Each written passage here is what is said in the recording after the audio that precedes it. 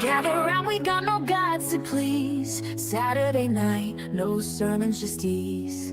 Discussions flow like midnight breeze. No prophets here, just minds to tease. We talk big bangs and evolution. Question faith with our solution. Stars align in our confusion. Breaking free from old illusion. Join the fun, no need for trust. Dust to dust, we're stardust. No heaven high or hell to fear. Saturday night, we hold it dear.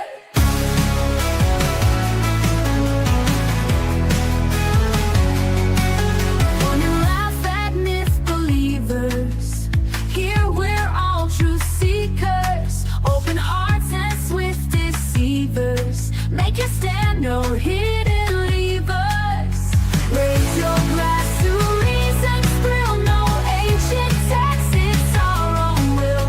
Debate till dawn, feel the chill. Saturday night, we've got the skill. Echoes of a godless choir. Like the world that sparked the fire. Free thought mindset to inspire. No holy walls to take us higher.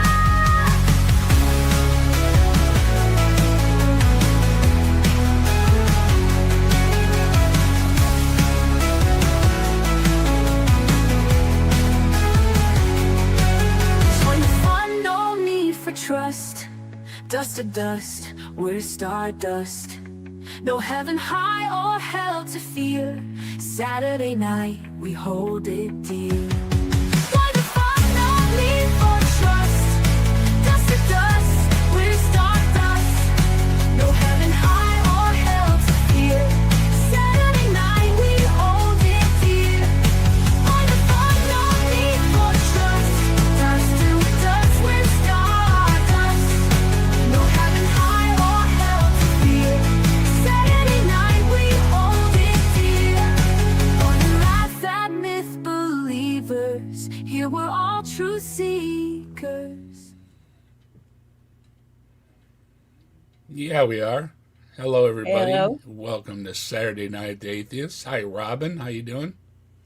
I'm good. How are you? I'm doing well. I heard from Scott's got a headache, so he's easing in. Mike's getting a coffee, and he'll be by. And Simos said he should be there. He's running a little behind. So Okay. I heard from the rest of the folks. So They're all doing that fashionably late. That's thing, right. Right. That's right. They want to be cool. Yeah. That's usually but me, we were- but I've been like early 2 weeks in a row. We were too cool today. Yeah, last week too. Yeah, me and Robin are starting out. I've got Fred with us. Fred the bottle of ketchup. Fred's always welcome. Yes. Oh, this is the Fred guy? This is the ketchup guy? No, this isn't the toaster guy. Oh, okay. Okay. He's pretty close. The toaster guy also said that they can manifest into ketchup bottles. So we had some ketchup fun too, along with the toaster. Okay. Wayne was the toaster guy, I believe. Yes. He did have a series out, and I covered one or two of them, and the rest of them were similar. And lately, the only thing he really did was like an AI video or something. I said, no, don't go AI. I don't want an AI voice. But he did this. He hasn't really done anything, so I check on him once in a while. But it was something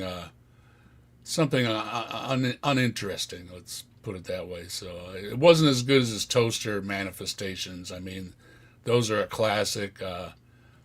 Yeah, for those of you that haven't seen him, we've covered Wayne a couple of times, and I might do him again. I might pull up one of his videos just for fun if I don't have something to do one day, because he's just so entertaining to listen to with his toasters and ketchup bottles and all the things. If you just think want it enough, hard enough, the whole manifestation thing, that it can be yours. So yours today or whatever. So Yeah.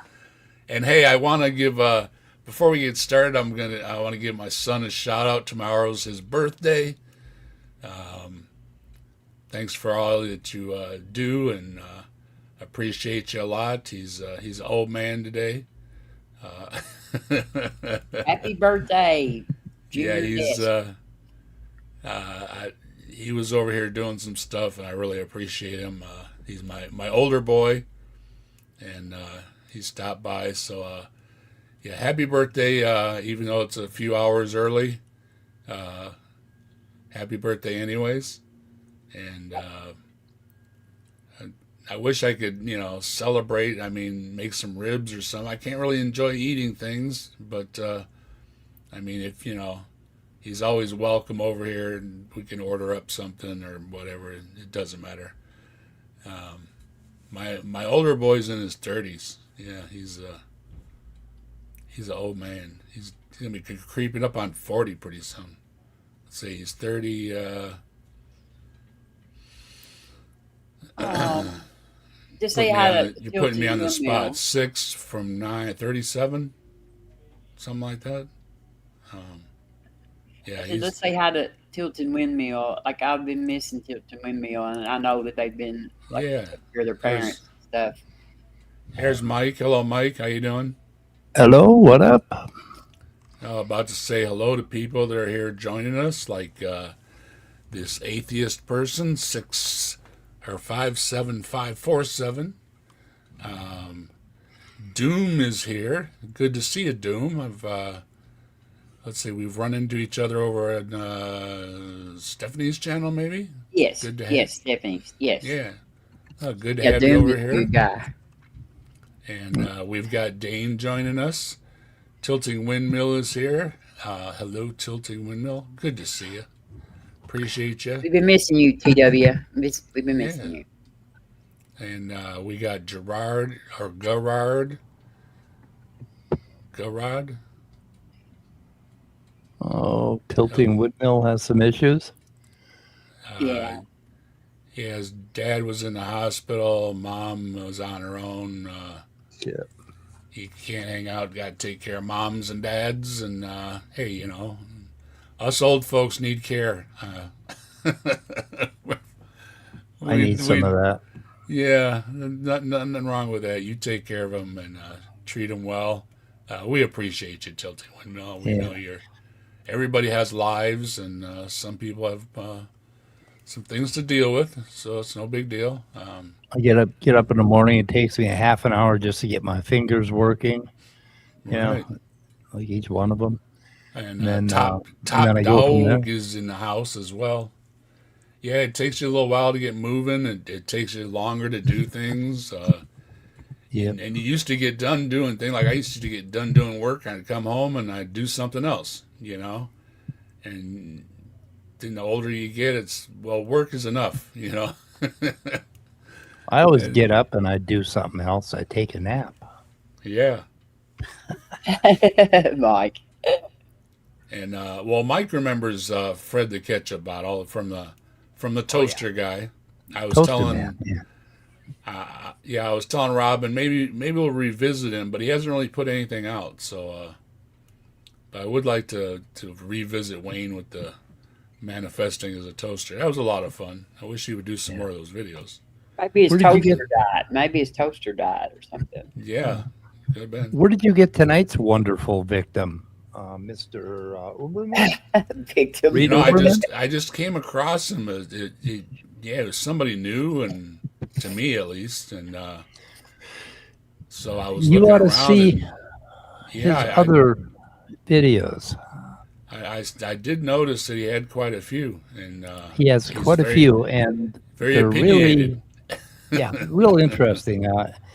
Anti-LGBTQ.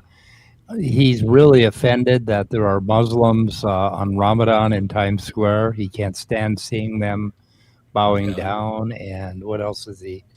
Just he just hits all of the You notes. saw my comment was this is why people don't like to hang out with Christians, is because right. you just giving them a bad name. And we've got John joining us, and we also have Simos popping up on the panel. Hello, Simos. Good to see you. Comments on his video, and I haven't heard anything back from him.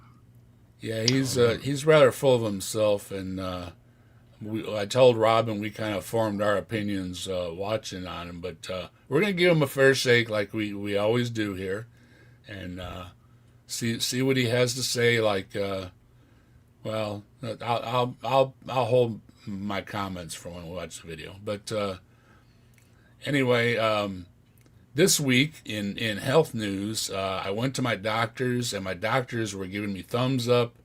My little spots were smaller. I was looking all good, and then they found a spot. So my MRI is good. The spots that were on my head, the nasty one hasn't come back. The little ones are smaller. Everything was doing good, but they found something on my back. So dude's gonna put me in for this. I'm not gonna use the new immuno stuff because it's attacking me and it doesn't like me. So I'm a side effect guy with that thing. So he's going to pull out a chemo that's a tried and true chemo. He said it's got like a 50% success rate or something. It's some really good stuff. It's been around forever. But it does have side effects. So I might lose my hair again. And it was just getting thick. I mean, last time it got kind of thin when they zotted me, but I didn't really lose a lot. Some came out of my comb, you know. So Yeah, my Dave, hair I was still have real that thin. red wig, that big red wig I Yeah. used to wear. I still have that. If you, I might need it. So he warned me that yeah, my hair might fall out taking this stuff, and it's like, oh joy! It just started growing in nice and thick. You know, hello Chris, hello Dane, how you doing? You look pretty cool without hair. So I've not had hair before, so but I wasn't too thrilled hearing that from him. But yeah. what was your question, Mike? Well, you don't have to answer, but when you say on your back, what do you mean on your back? On your skin or on my spine itself? On your spine. There was a spot. Okay. And they came up on the CT. It hadn't shown up before on the CT. Okay. And he had the measurements right on the picture. You know, they give you the pictures right now. It's pretty amazing when you go to the doctor. I mean, he hands you a stack of papers with pictures and everything, you know. And he had them measured and everything, and they were all getting smaller. And then there's this one tiny little shadow that showed up on my back there. Because they CT my chest cavity, you know. So and check that out. There was one little shadow on there. It's a couple millimeters, but it wasn't there before. They didn't notice it before, one or the other. So he wants to attack that one. But the other ones, I was getting good grades. My noggin, most I was worried about that thing that was in my head. You know, I mean that was scary. You know, I mean that could have short circuited me or something. Well, it did kind of. You know. And every now and then you got to use your brain to do stuff. Yeah, and so they do MRI me and make sure my noggin's okay, and everything was looking good. And then they went and they found this spot. I said, "Of course you found a spot. Hello, nerdy. How you doing, man? Of course you found this this spot." But I kind of reluctantly signed the paper that he's gonna put in. You got to wait for insurance and everything. That takes a week or two, and then. But what they're gonna do is they're gonna switch me out from doing the immuno, which is the new stuff, to doing this old-fashioned chemo to attack this spot. Now, if the other spots are behaving and this spot is taken care of, I will be looking good. They do take regular pictures to monitor stuff, and everything was the same or getting smaller except for one spot. Hi, John. We had some wonderful news out of Mayo Clinic this week. They went back and they looked at CAT scans of people with pancreatic cancer, and they had AI look at the CAT scans, and the artificial intelligence was able to find the cancer on people that were going to get it 4 years before anybody could any human could see the cancer on the scan. Yeah, I was fixing to mention that, Mike. That's pretty cool. I mean, like, That everybody's is cool. freaking out about it, but at least we Yeah. can find something really good that it's going to be useful for. Yeah, so it's kind of neat. My son was at a talk in California, and he was one of one of the three speakers was the head of the AI movement at Mayo Clinic, and my son got to meet this guy, and he's kind of in charge of all this stuff. But that is some really encouraging stuff that they can detect pancreatic cancer. You have a 13% recovery rate. And if they can detect it early, that would jack up to about 80. So Yeah. really, really need that. I know I was just talking about that some animals are sensitive to different cancers, and they're using like the classic drug sniffer, that they can smell things on you, and there's these some kind of scanners they're working on too that people give off these smells and stuff with diseases and stuff, and they can pick it up through a scent gland, and it's pretty neat. Tilting windmill, showing the green here. We've got gifts coming through. When we've got 5 gifts from Captive for the Captive desk going out to right on top of Simos. I don't know where they are. I can't see where they went when they went. It didn't show up on mine. Oh yeah, they got showed up buried. on mine. Let me read them out to you. Let me Go read ahead. them out to you guys. Please. Gerard received a membership. Windscar. Also the weirdo CKA Evan, Moondog, and Phil42. They all received subs from Tilting Windmill. Thank you very much, Tilting. Shall I do left-handed Jedis as well? Yeah, and we've also got Left-Handed Jedi gifting 10 Captive desk memberships. Thank you very much, Jedi. Go ahead, Simos. Yeah, so he's also got 10, and he's first person is Left-Handed Jedi receives a gift, a membership. So thank you for that, Mr. Bud 667. Mm-hmm. Cardinal wins. Sydney Raptor. Oh, well done, Sydney. Thank you. Found community favorite there. Dog 831898. Melody Joy. Well done, Melody. Hey, Melody. Brojo. Yeah, well done, John. You got yourself a membership here. Big D. I can't think what that's referring to. Never mind. Glober Mum. Well, you're on the right side of that debate. Thank you, Glober Mum. You now received a free membership. Permanent Flux. Great name. And that's the 10, I think. Here, mine are coming through now. Yeah. Thank you, Left-Handed Jedi. All right, there we go. Thank you, Jedi. And you guys, we're going to play some music for you guys. I got to say also, if we do, Spooky Bedhair says Simon has a lovely reading voice. Yeah, we're privileged to have Simos read the names, so no problem. And this goes out to folks that support the channel and they rock. You rock, let's rock with the fire in our veins.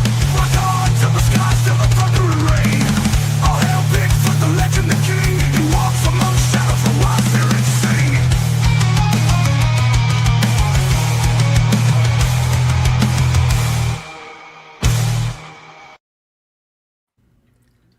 Yeah, and again, I want to thank Left-Handed Jedi, you rock, and where's my other one? And my Tilting Windmill with the 5, you also rock, and I hope moms and dads are well and take care of them. And thank you very much for supporting the channel, you guys. We got 5 more. Coming in. Hey, all right. Here we go. So 5 more. I just got to say condolences to Glober Mum's family there. I'm being told in chat that she's passed on. I think so. Isn't that right? Yeah, but you're not the only person that said it. So. I've still got her name in there. He said a while ago. Chris Moore, though, sent another 5. So that's Geo Sam receiving another membership. Well done, Geo Sam. Philosopher Ake K received a membership. The Goddamn Bear. Love that. Detroit Atheist Queen. Caterpillar. Hey. And that's the 5. Well, and we got, let's see, we got a new Bigfoot somewhere in here. Let's see, we'll try this one here. Thank you very much, Chris. Bigfoot stomps. Yeah. Bigfoot stomps. Through the dark, through the swamps, he says you rock, he says you roll. Bigfoot stomps on your soul. Bigfoot stomps on your soul.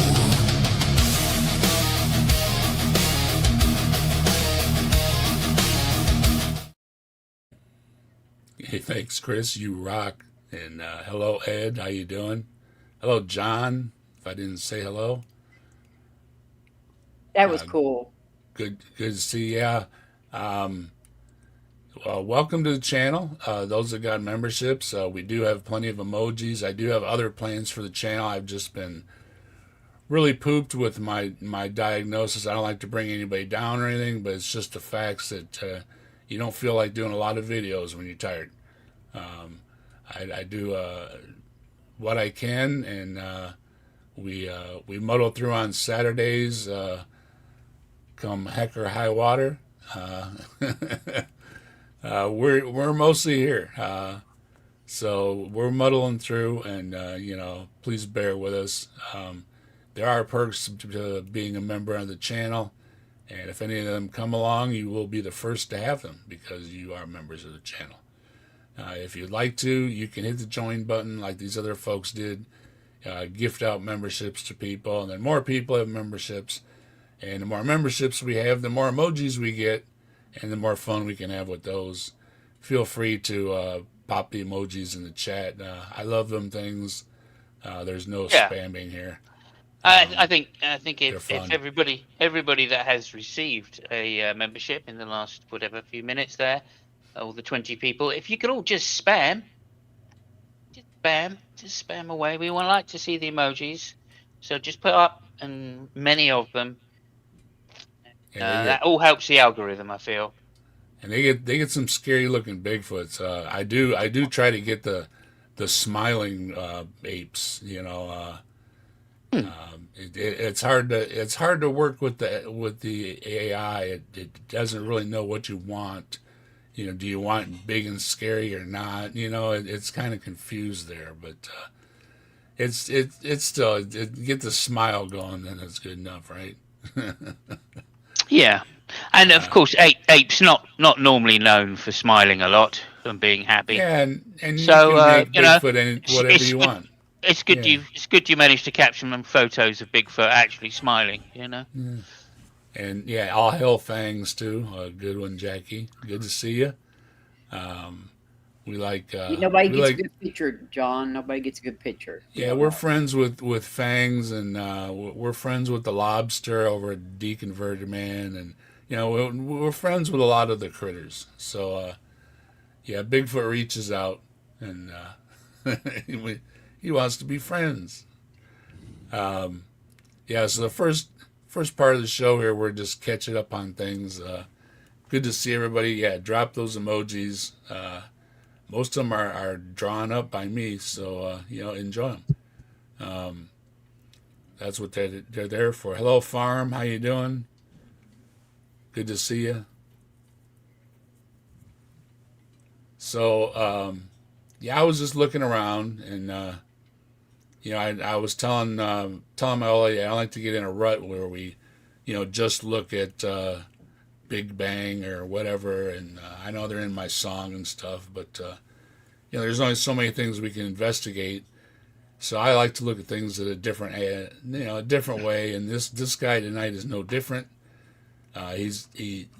like he just figured out all these arguments, and he's got us by the cojones. We've never heard of these things. We've never talked about them apparently, and you know, so Yeah, his gentle approach and his peace of mind and his overall demeanor just converted me. I mean, right away. I just want to be just like him. A really swell fella. I feel the sarcasm just dripping off of your little words. bit, Mike. just a little. He's just somebody you want to hang out with, you know. I want to hang out with this dude. Yeah, and so well, and like Mike said, he doesn't seem very responsive or anything. He seems kind of self-assured, and well, that's good. I mean, if you're gonna be wrong, be wrong. You know what I mean? Yes. And then show it for what it is. But this one seems to be wrong and doesn't want to show it. Unfortunately, ignorance and arrogance seem to walk hand in hand.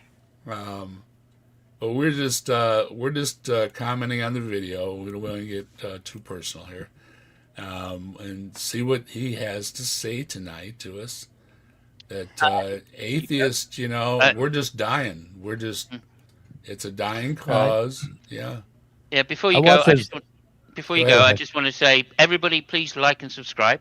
YouTube have now set the algorithm so it prefers people to like the stream more than just interact. So every like is worth 2 interactions at least. Okay. Yeah, please like the video.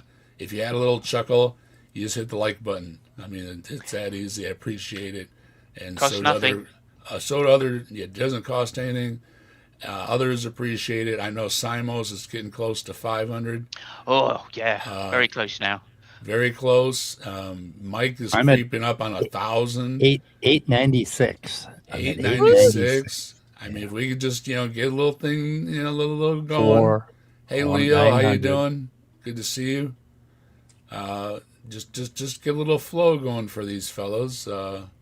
We can get them bumped up too. I've been slipping lately. People think I went away or something.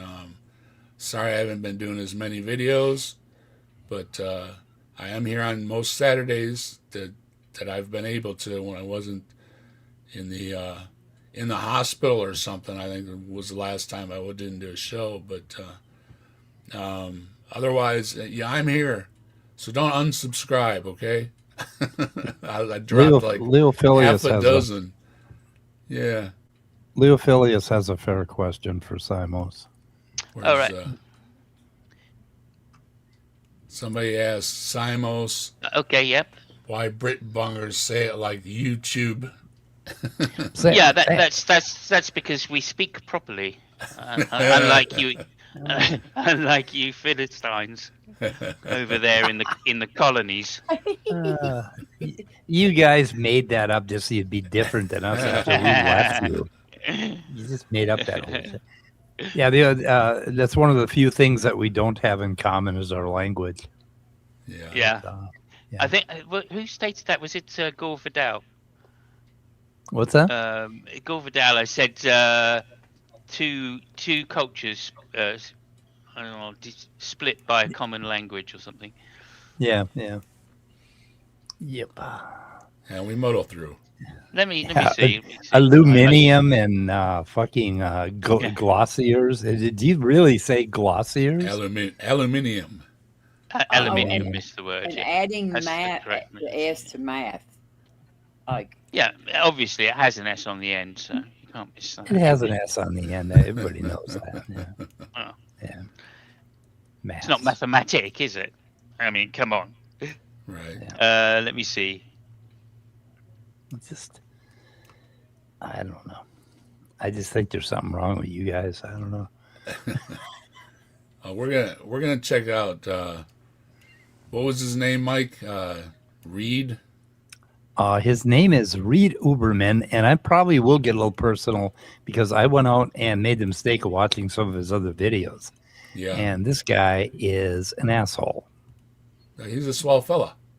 He's an asshole. We at the captive desk disavow anything he says because he's got very opinionated, I guess is the word.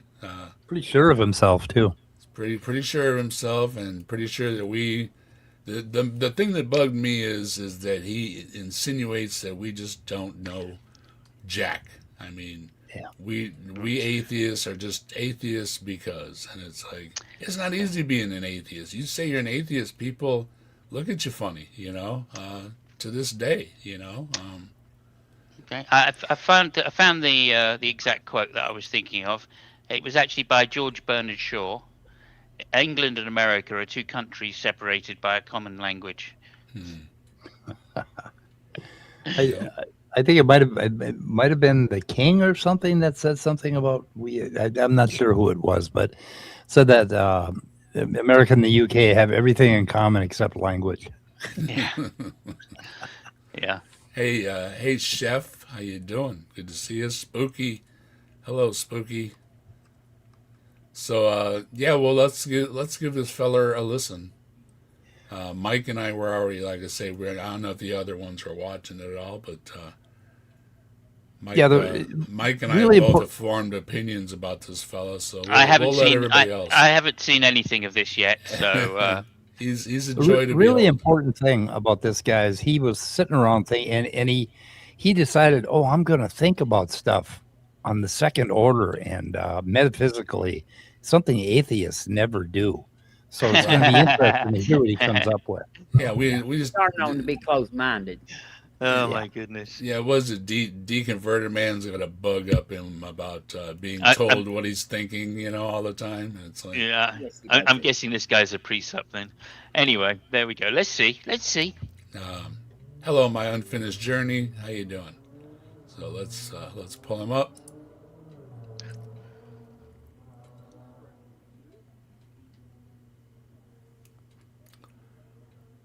Wow, somebody had a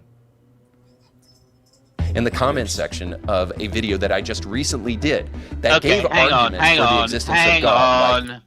Oh, Hang no. Look, okay. Does anybody really think that is a good intro? Because he scrolled up so fast, I couldn't even see what Right. any of the comments. And if Yeah. he thinks I'm going to sit and pause it, well, I don't even know what the topic of the video is. Then he must be a cue short of a pool room. Well, if you saw his last video, you would know better. God. Yeah, absolutely. Anyway, there we go. The cosmological constant that talked about the law of entropy, that talked about the cosmological argument and contingency and those kind of things. And if you were to guess that atheists had substantive responses that really engaged those things and undermined them and used facts and logic to crush the Christian side, No! well, then you haven't been paying attention to new atheism these days. Okay, This guy- hang on. Here we go. So for another start, right? Now, atheism doesn't say anything about cosmology. But that's not how that works. It's just answering one simple question, as we know. There we go. Okay. Well, it kind of does because we just say God didn't do it. We don't think God did it. That's about it. Well, it's not what we say, no. But yeah, okay. Well, I mean, we Well, don't believe in might be God. what you it's, say. it's quite God. open-ended. Yeah, I mean, I say God doesn't exist. So I mean, I don't know about you. yeah, all the other things, whether there's a God or not, doesn't really matter. It exists or it doesn't. I mean, that's why where I'm at these days has been that even if a God exists, it doesn't matter because things act still the way they do. They obey the laws of physics and all these things, all these functions and natural functions that things go through. That there's nothing that's not natural about it.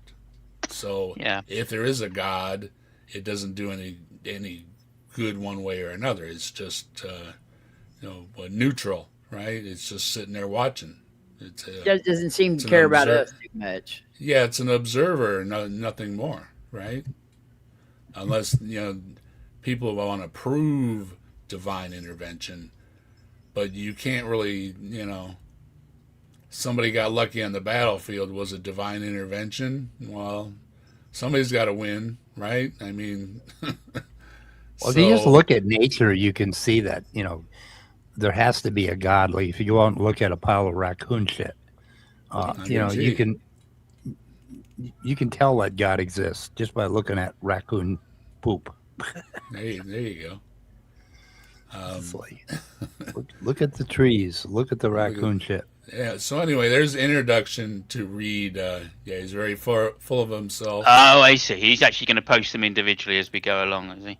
Yeah, he's a flashbanger here. Yeah. I think he annoying. posted like 3 of them. This guy has the most shallow worldview. Yeah. I'm going to read all of the atheists in that voice. He likes reading all the ones that call him a jerk and everything. And, Yeah. So there's we've got Scott joining us. Hello, Scott. Yay, How's your noggin? Scott. Feeling all right, I hope. There's a cat throwing a fit somewhere. Yeah. That'll be Mike's cat. We all know that. That's Loki's catching the mousey. Okay, so yeah, there he goes. There's the first one. Has the most shallow worldview. You might have thought to yourself that none of that is found in a science lab, so naturalism can't give us that kind of thing. Metaphysical concepts found in philosophy and theology give us those things, not the atheist and not the naturalist. But of course, right. What? But who do you think came up with it? Like somebody had to have come up with it. Right? Yeah, I mean, somebody came up with God. Right? Well, it's atheistic in a way too, right? Like I was saying, it doesn't really do anything. Well, somebody came up with a philosophical view. I mean, somebody came up with a view of God. Somebody came up with a view of cosmology.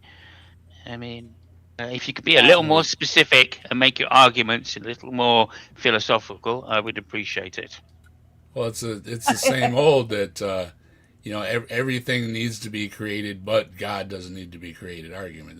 That's what it comes down to. That you can't possibly exist unless God made you, but a God can exist without being made, which opens up just another argument as far as I'm concerned. Another fallacy. It doesn't. Another fallacy. Another fallacy. I mean, special pleading.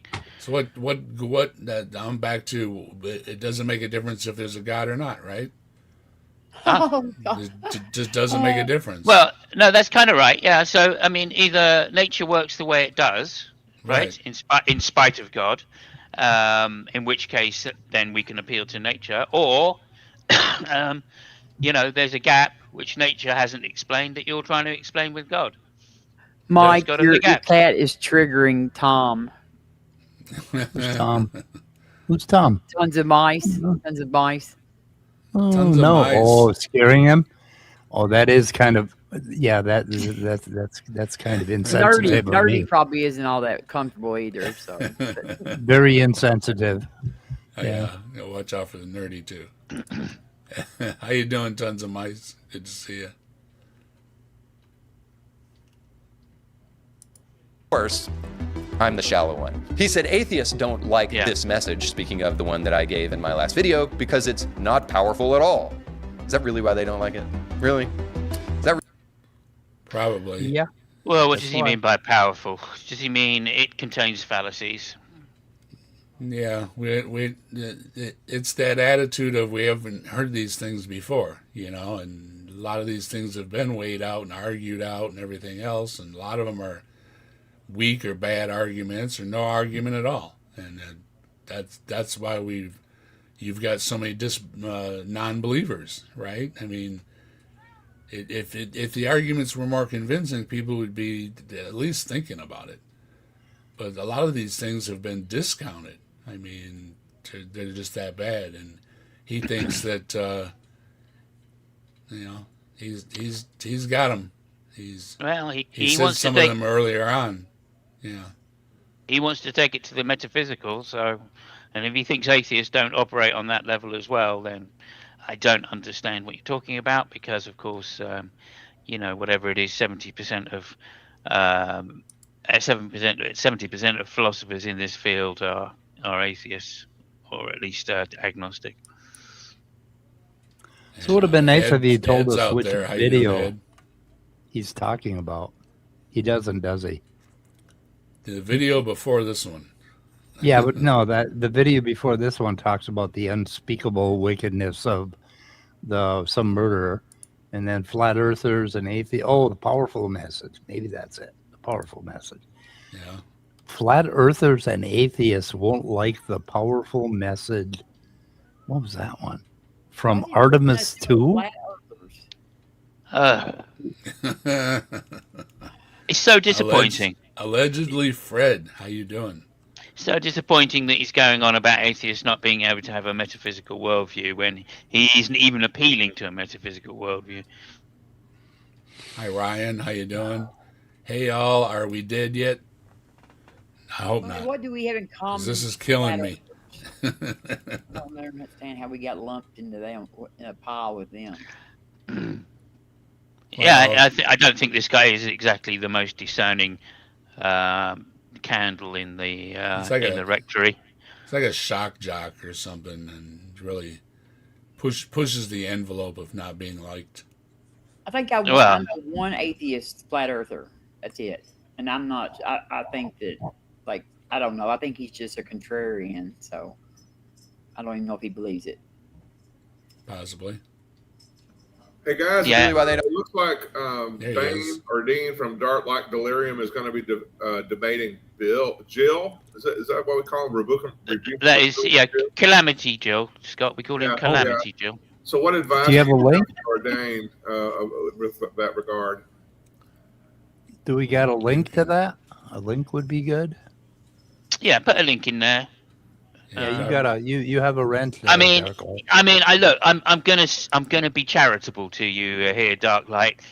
That is not a debate, right? Number one, right? If anybody thinks that Jill engages in debate, no, he doesn't. He never listens. He walks away from his mic. He'll come back and say the same shit that he said last time, even though it's been rebuked several times.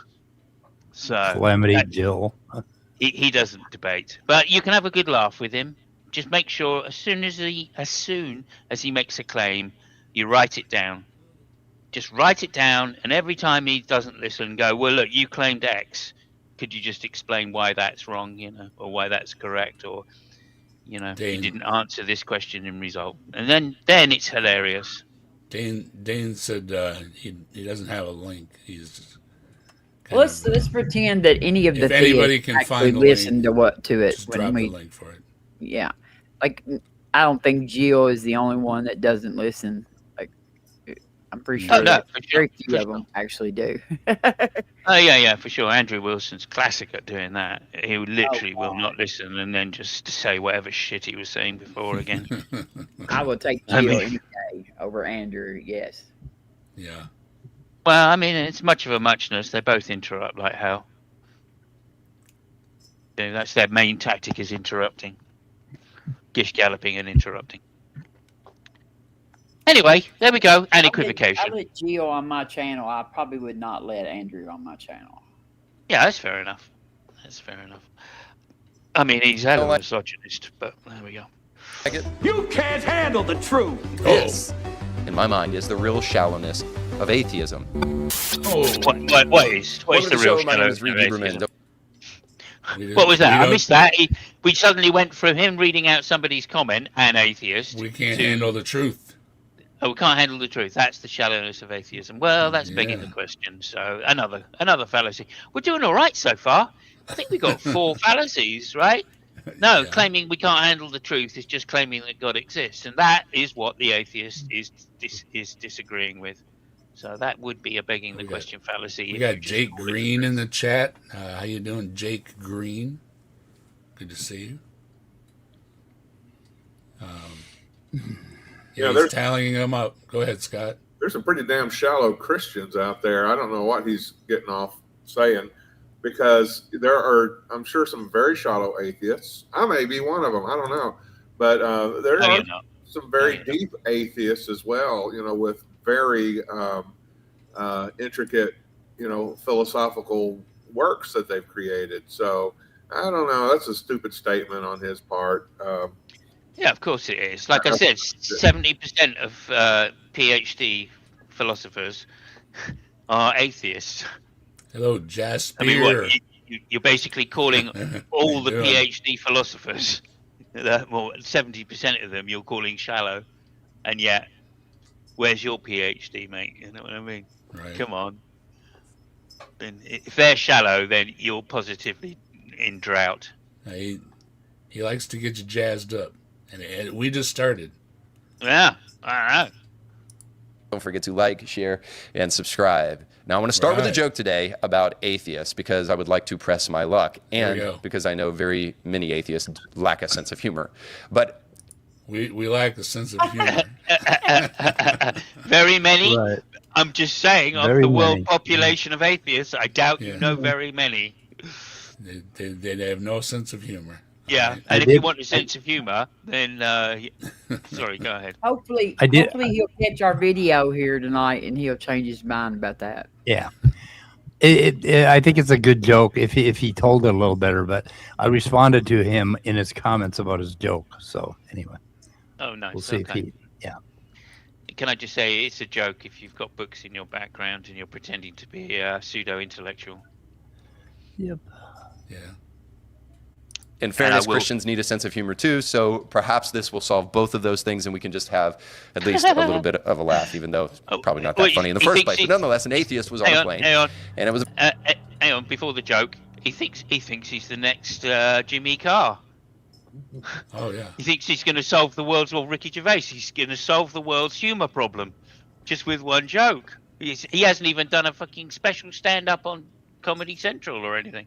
There were very few Christians that would say a sense of humor is a moral vice. So maybe before he reads his joke, see if you can spot the problem with his joke. There's Can you a just go problem back with it. a couple? Can you go back a second or two just so we get the whole beginning of the joke? Thank you. As Christians need a sense of humor too, so perhaps this will solve both of those things and we can just have at least a little bit of a laugh, even though it's probably not that funny in the first place. But nonetheless, an atheist was on a plane, and it was a very long flight and wanted to pass the time. There was a young lady beside him, and so he decided that he would have a conversation. He said, "Hey, would you like to talk just to make the time pass a little bit?" The little girl said, "Sure, what would you like to talk about?" Atheist turned to her, and because atheists are great guests at dinner parties and so much fun, he said, "Well, why don't we talk about the fact that there is no God, there is no objective meaning in this life, there is no heaven, no hell," another John Lennon lyrics. And there is no good, no evil, nothing but pity. Yeah, so somebody sits next to you on a plane and wants to talk about metaphysical things with God, and who are you, right? Somebody asked in the chat, "Is this channel satire?" We're just answering his questions. I mean, little bit of satire in there as well. Little bit. We're trying to be open-minded, though. Yeah, atheists are real bad about indoctrinating other people's children. I think he starts out saying it was a woman, and then he changes it to a little girl mid-joke, I think. I'm not sure. Okay. And obviously there are no, there are no worse people on a plane than an atheist sitting next to somebody saying, "Can we talk about metaphysics?" Right. Apart from, of course, religious terrorists. Hey, Drewzilla, how you doing? Yeah, interesting. Now her response is great. Listen, difference in the universe. Want to talk about that? The little girl turned to him and said, "Sure, we could talk about that, but before, let's talk about this. Deer and cow eat the exact same thing, but their poop is wildly different. One poops little pellets and the other one poops these big, messy patties. Why is that?" The atheist, startled at the young lady's knowledge of stool, said, I don't know. Lack of knowledge of evolution as well. And then the little girl turned to the atheist and said, "Well, I guess we shouldn't have a conversation about God since you don't know." Enter expletive S word. You get the point. Shit is what he's looking for. Oh, anyway, it would have been a little funnier. It would have been a little funnier if he could have forced himself to say the four-letter word that he was thinking. Yeah. You should pick a joke that is like family friendly next time instead of trying to tell one it's got dirty language. But the problem with his joke is you could replace that whole first part of it, the atheist part, with him, Reed Uberman talking about metaphysics, and the little girl could have responded exactly the same way, and it would have been funny too. So can you tell me, Mike, are deer and cow the same? What? Is a deer and a cow the same?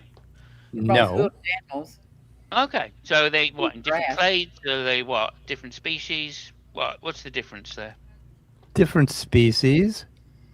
Cows come from like a bigger, like an antelope or something, right? I mean, you get deer, then you get antelope, and then you get cattle, and they're all they're very little bit wider and bigger. Oric. different families, I think. Yeah. Okay. Yeah, I have to go look. Anyway, what's your question, Simos? Well, he said they were exactly the same. Oh, the little girl claimed they were exactly the same. How come their poop? Oh, exactly. Oh, okay. Yeah, I see. She said they And eat I'm like, the same.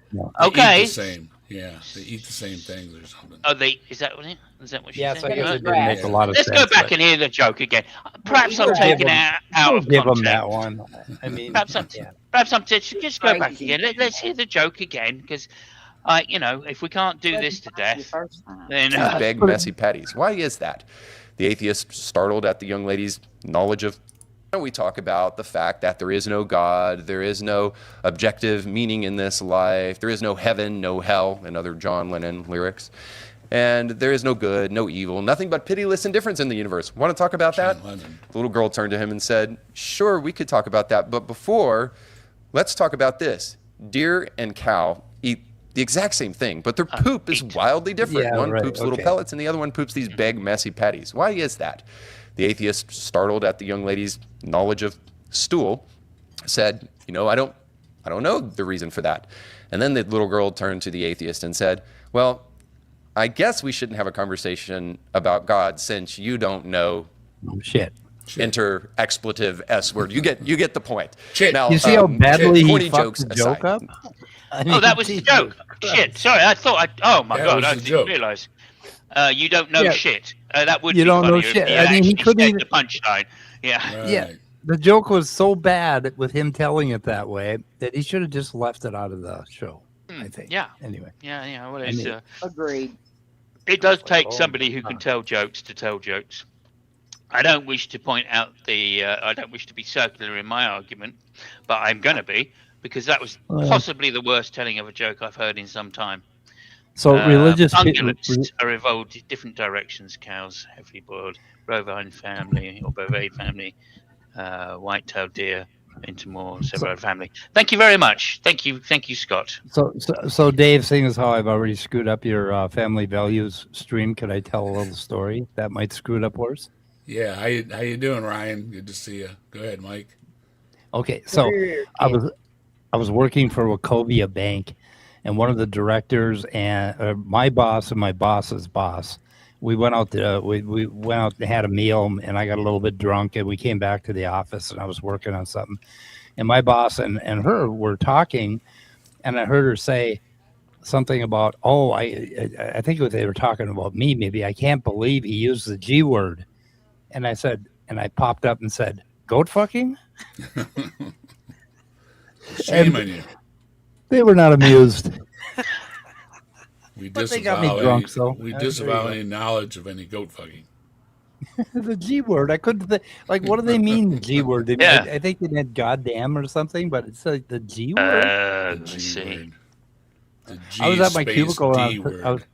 I was talking to a young lady, and she said something. I said something about atheism, and she just freaked out, and she said, "Be quiet! Don't say that too loud. Not around the People will kids. hear you." It's like, what? It's like, I'm from Minnesota, dude. It's like, Right. just go to hell. Yeah. Well, that's what Well, I it's said like- earlier. A lot of places you can still get an evil eye if you That was South Carolina. say you're so, an atheist. Yeah. Yeah. sure Well, was. we're past the 7 seconds that North we Carolina. can say rude words. So just to point out that if Jesus is part of the Trinity and they're all one, technically he's a motherfucker.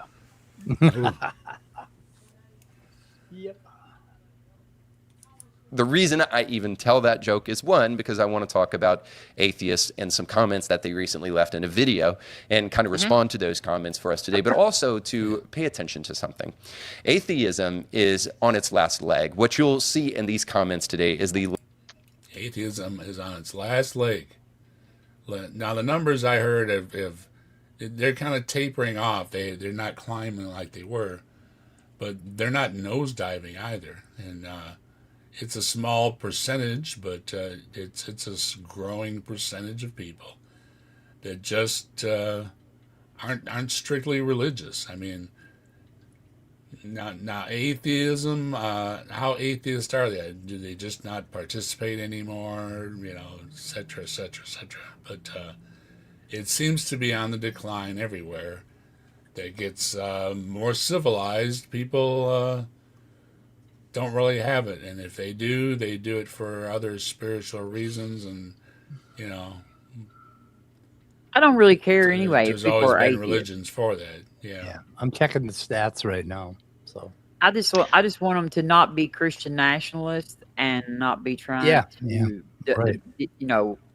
right. stop scientific advancement and stop taking Anti-science. people's rights away. And other than that, they can believe in all of the all of it.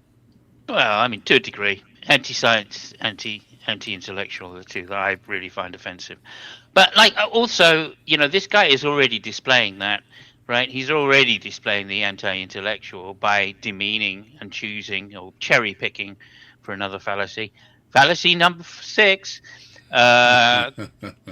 Cherry picking the comments from his thing without looking at any studies or polls taken amongst atheists about what they actually believe. And as I say, if the majority of atheist PhDs, if the majority of philosophical PhDs are atheists, to say it's on the decline is ridiculous. And it's not just amongst philosophical PhDs. That also applies to the sciences. Generally, the higher up you go in the science establishment, according to education at least, the more likely you are to be an atheist. So how many physicists are who cares whether Catholics are outbreeding everybody and they're giving birth to children which are just as dumb as fucking and prepared to bite the theology, despite the fact that it's incoherent. Who cares? So right? 21% of people across 26 countries said they believe in neither God nor any higher spirit. They didn't identify as atheists. Only about 5 to 10% of Americans identify as atheists. But there's a whole bunch that atheist agnostic. Let's see, it's like 11% for the U.S. And anyway, it's still rising, but it's flattening out. It's leveling off. And that's because the current administration is significantly changing some of that. What's going on politically in the U.S. is having an effect on that, on the number of young males that are crossing over and claiming some sort of theocracy in Christianity has been on the rise lately. So, whereas the young females are going the other way, they're falling away from it. Yeah, but none of that makes any difference for young people, because we know that people tend to fall out of Christianity when they get past control by their parents, right? So in other words, they were never believing it really. It was just indoctrination, and then they tend to fall back into it again in their late teens when they get to college and find out they're not as popular as they think they are in their own head.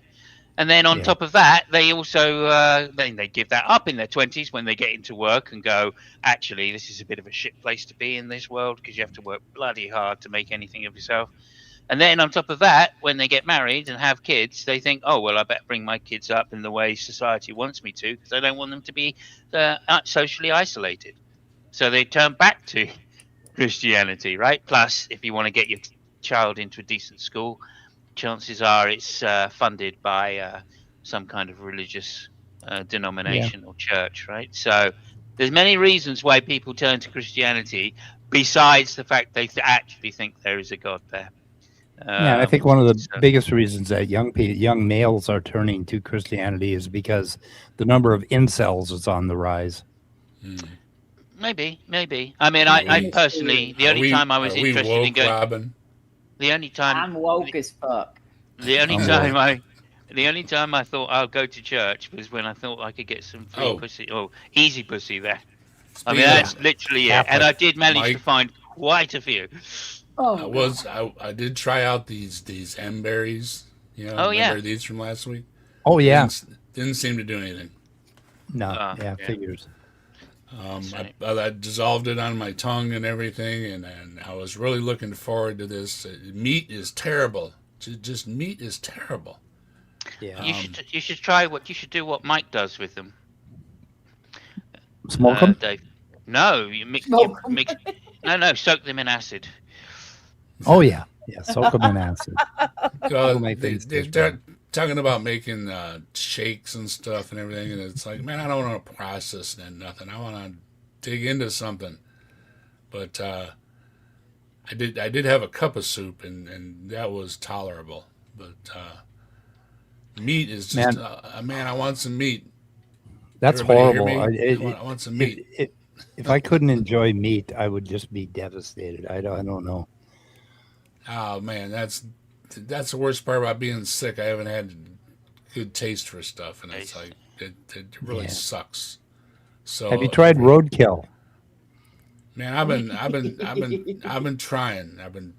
I've forced myself. I take bites of stuff, you know, and try the Robert Kennedy diet. Roadkill. No, roadkill's really good for the gut biome. Well, it's like brain worm. I just couldn't do the pork chop. I mean, a few bites in, and I was just like, I was done. But the cup of soup, I mean, I was able to muddle through, you know. It's a cup of soup, you know. But yeah, it's very bland tasting. Even, you know, salting it, and it's already salty to begin with. And I don't know what to do about it.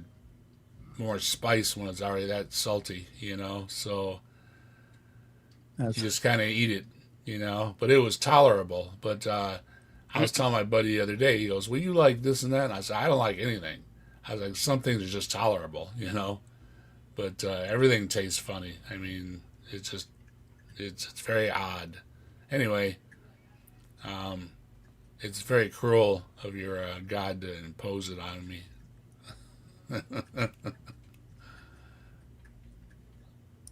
Last dying breaths of a movement that needed to go to the wayside. And I think we're seeing that too. Just recently, Richard Dawkins bemoaned the fact that he has finally gotten the repercussions of his actions as he decries the fact that his England is no longer as Christian as it used to be, and instead of becoming atheistic, it has become wildly Muslim. Yeah, that's completely fucking wrong. That is completely fucking wrong. Still, the population of this country is less than 5% Muslim, as you would expect. That's 95% non-Muslim. So to say this is becoming a Muslim country is just like looking at the media and then generalizing, hasty generalization. Okay, so that's fallacy number 8. Thank you very much. I think he was Christianity as number 7. I think he was using Christianity as a code word for racism. He's missing the racism of his youth. Yeah. So that's why I had some cup of soup.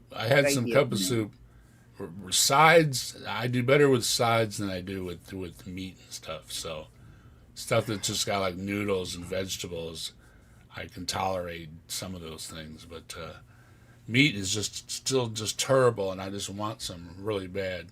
So stop torturing me. Okay. So as proof of his point, he goes to LBC. Is that LBC? I think it's LBC, and that's like a shock jock channel, radio channel. Oh, I love LBC. I love it. I love yeah. Richard Dawkins is suffering from late stage boomerism. We fired him as Pope of the okay, so there is a John. So there is a real thing to say about the cultural condition of your country. Absolutely, America hasn't felt it yet because there's so many denominations. It's going to take a while to actually bleed through. But there is something to say about the changeover from being mostly Christian to mostly non-believing or non-theist, which is what's happened in the UK in the last God knows how long, to the point where non-theists have a large political say. at least at the voting box. There is something to say about that, and it does seem that democracy, or this is how the logic goes: democracy is a numbers game, and so therefore, if you're replacing your population at lower and lower rates, like the English people do, because once you become a Western democratized society, advanced society, then women tend to have less babies. That's a fact, for their own choice and their own happiness. So there's nothing to say it's bad, right? But there is something to say about that, right? And of course, in the past, we just leave it to the Catholics and to boost the numbers. And now, of course, we've imported a lot of we've had immigration from a lot of different types of other religious backgrounds, Muslim being one of them. And it is true that in the last 30 or 20 years, say, the Muslim population has gone up from 2.5% to 5%.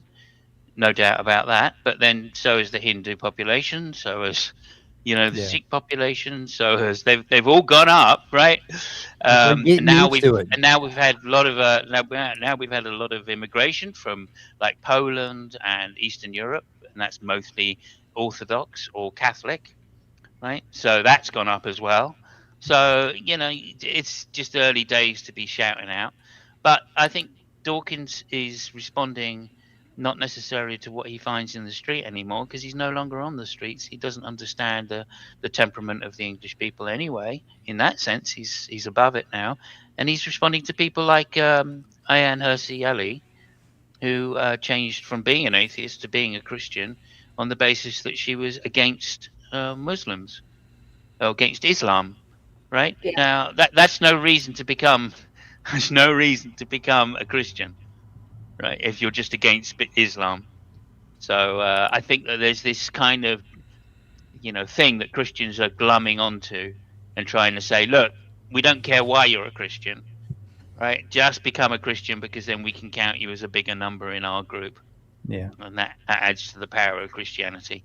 And as atheists, as an atheist myself, I'm not really that I don't care necessarily about these kind of motivations. The motivation I have is it true or not, right? And if I find all the arguments for theism incoherent or just downright contradictory, then I don't think it's true. So I may wish something different for my country, but I'm still not going to accept Christianity as true if the arguments for Christianity, like the Trinity, are just nonsense.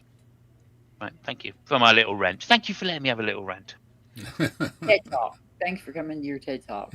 Well, I must say I was slightly horrified to hear that Ramadan is being promoted instead. I do think that we are culturally a Christian country. I call myself a cultural Christian. I'm not a believer, but there's a distinction between being a believing Christian and being a cultural Christian. And so, I love hymns and Christmas carols, and I sort of feel at home in the Christian ethos. I feel that we are a Christian country. Well, I'm going to tell Richard. What?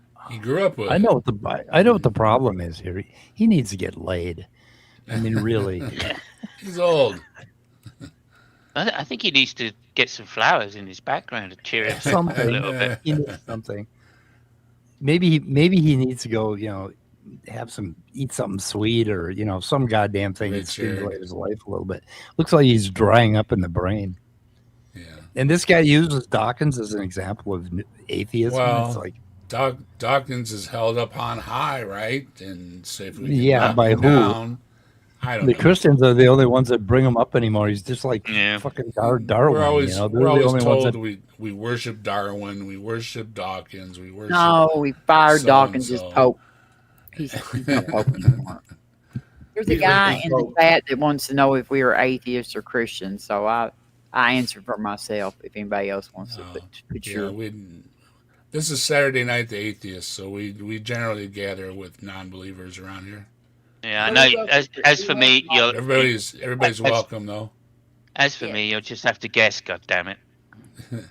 We welcome all people. Everybody's welcome, though, to throw in their 2 cents. Yes. Don't let Mike bite you, since he's rabid. Yeah. Rabid. If you've got any, whoever said that, Arisia. Arisia, how you doing? Yeah, good to see you. If you got any questions, John Fabiano. Hello, if John. you got any questions, please don't hesitate to ask, because we'll always interact with you in chat. John Hudson. Yes, we got I'm Joe. here. We got Joe Duck in here. Hey, Joe. I'm here. Yeah. How you doing, No, Joe? I mean, I don't know if you can tell. I do have a bit of a redneck. You're right, if that's what you're referring to. Yeah. I don't know. Uh-oh. Look I'm out. British. So. No, I think Robin has the accent. Yeah. I think Joe was talking about me, probably. Yeah. Yeah, the accent. Like I tell my kids, when they don't like the consequences for their actions. Well, you should have thought about that before you did it. See, atheism with boyish taunt. Stop there, right? This is what fucking drives me mad, right? They've got this fucking attitude, all right, that they actually know exactly what, like, this is how you bring up your kids, right? You don't tell them that there is going to be some kind of like, some kind of like effect for the causes that they choose, right? Beforehand, no, you just discipline them afterwards. You let them do it, you know. Like I remember telling my child, like, "Oh yeah, put your hand in the fire." There you go. Ouch. There you go. You see, there's a penalty for doing that. You know what I mean? But when it comes to Christianity, oh no, Jesus exists. He loves you. There is an afterworld, and they make all of these fucking assertions. Right? They totally fuck up their child's mind, right? But they don't. It's a double standard, hypocrisy, right there. It makes me mad. Especially from someone like this, who clearly is in charge of his household because he thinks he's got a God-given right to be the headship. Right? I mean, dude. Yeah, if you need some excuse to make yourself feel or to boost your ego in the home, then I feel very sorry for your wife, and even worse for your kids. Hey, So Simon, are you saying that I shouldn't have yelled at my grandkids to stop as they ran barefoot towards broken glass? Absolutely, yeah. There's a consequence for their actions, and they should have thought about it before they did it. Tough love. Hey, Dade, how you doing? Uh-oh. That Dade literally decided to stop happened being black. There you go. That literally happened to Scott while I was calling him, right? I was calling him. Yeah. It's like he's got a broken glass on the floor and a bunch of little kids trying to run over it, and I happened to call it that. And there was a pile of shit somewhere. There's always a pile of shit in the household right, somewhere. always a pile of shit. We have a question come through from Psychotics. Well, I just want to say we're all atheists, not physicists. Yeah. What do you think about an infinite regress or crunch model? Plausible. I think it's plausible. Yeah, I think it's data. Yeah, I think it's plausible. Well, if it's a crunch model, it's not really regress, is it? He said an infinite regress or crunch model. And perhaps crunch model could be an infinite regress as well if it's a secular universe model. But there's no logical contradiction with an infinite regress, so it's possible. I wouldn't, as it's plausible, maybe not. I don't think we've got any evidence that an actual infinity exists. So at best, I think I'd have to be agnostic.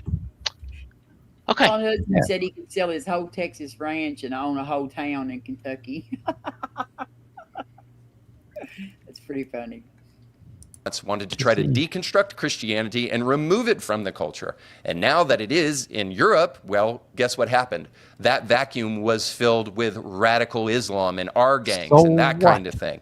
And now Richard Dawkins is seeing the consequences of his actions and he doesn't like it. Maybe atheists should engage in second order thinking. You know, if I destroy something and I have nothing meaningful to put in its place, no institution to replace these other institutions, what is going to happen? Well, we already see the answer to that, and this is why we're watching the last dying days of a movement that can't die quick enough, as far as I'm concerned. Okay, so let me stop you there. Let me stop you there and just give him another history lesson on Great Britain.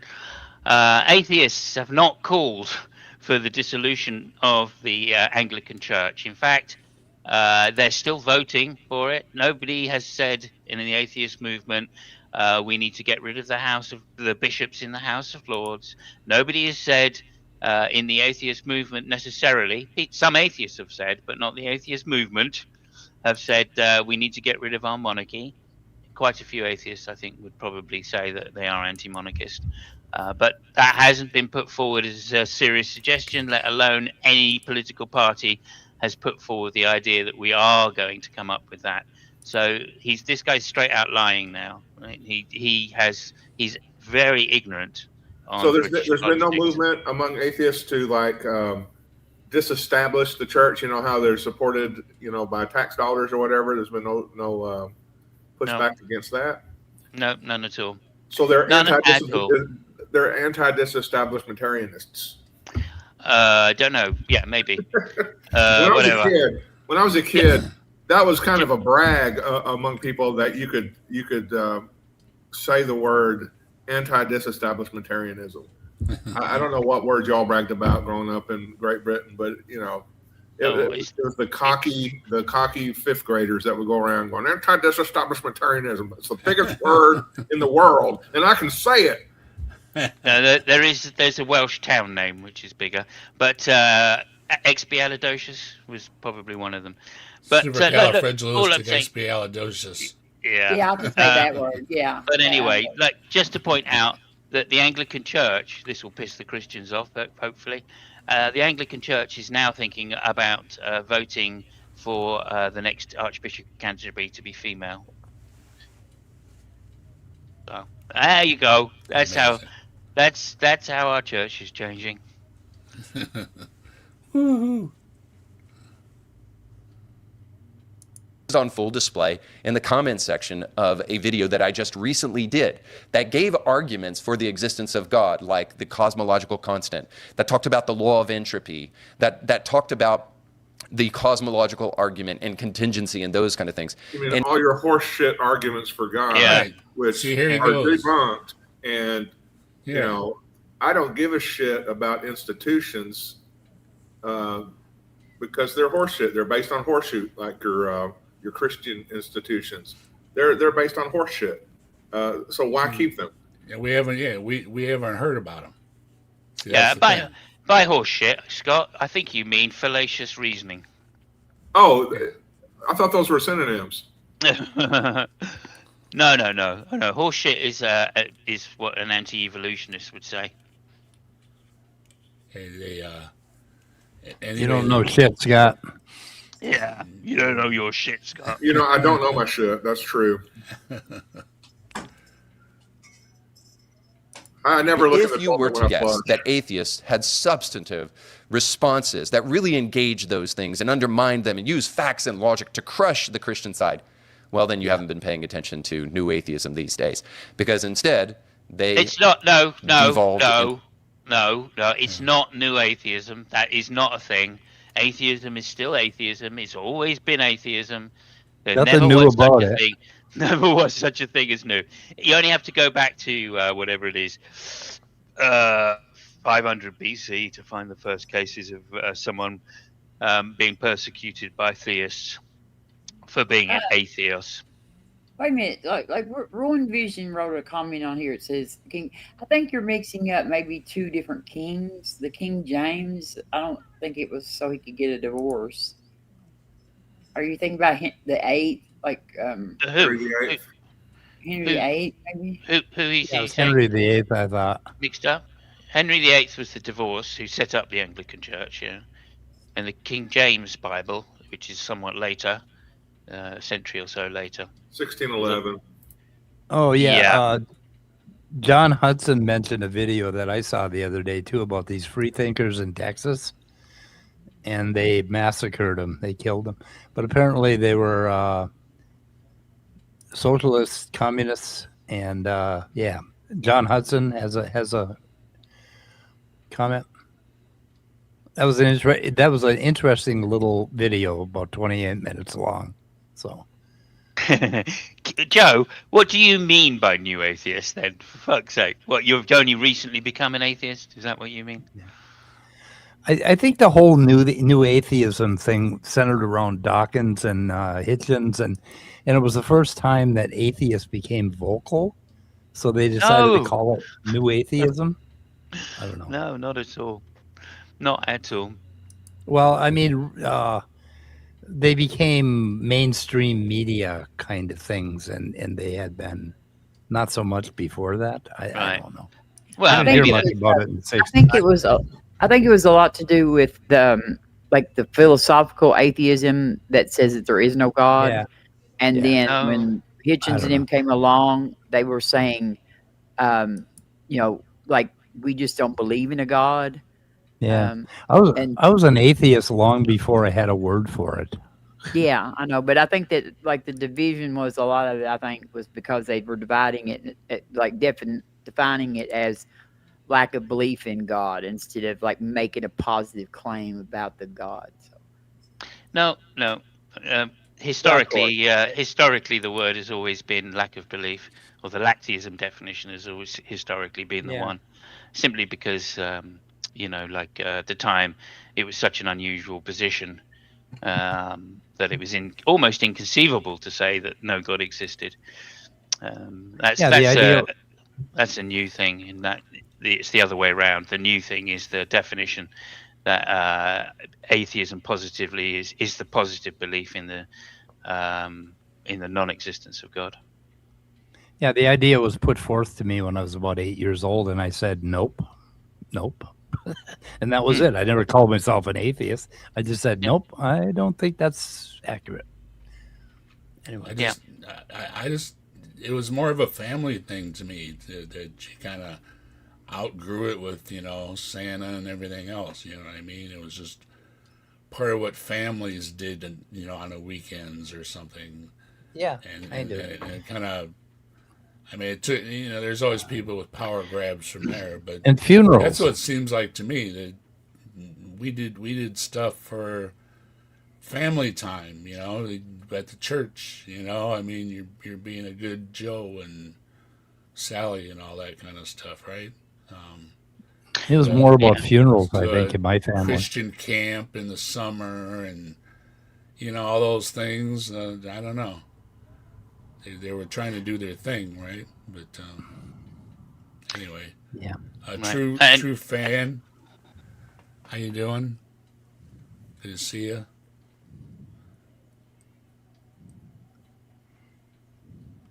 Go ahead, Simos.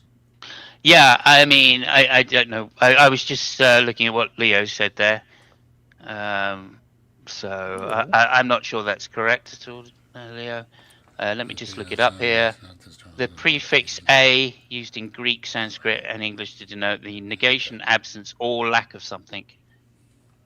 So no, it's always been used. And I think you'll find the first example, which I found, I think it's like 471 or something like that, in Greece, is somebody getting put to death for living without gods, living without the gods. So.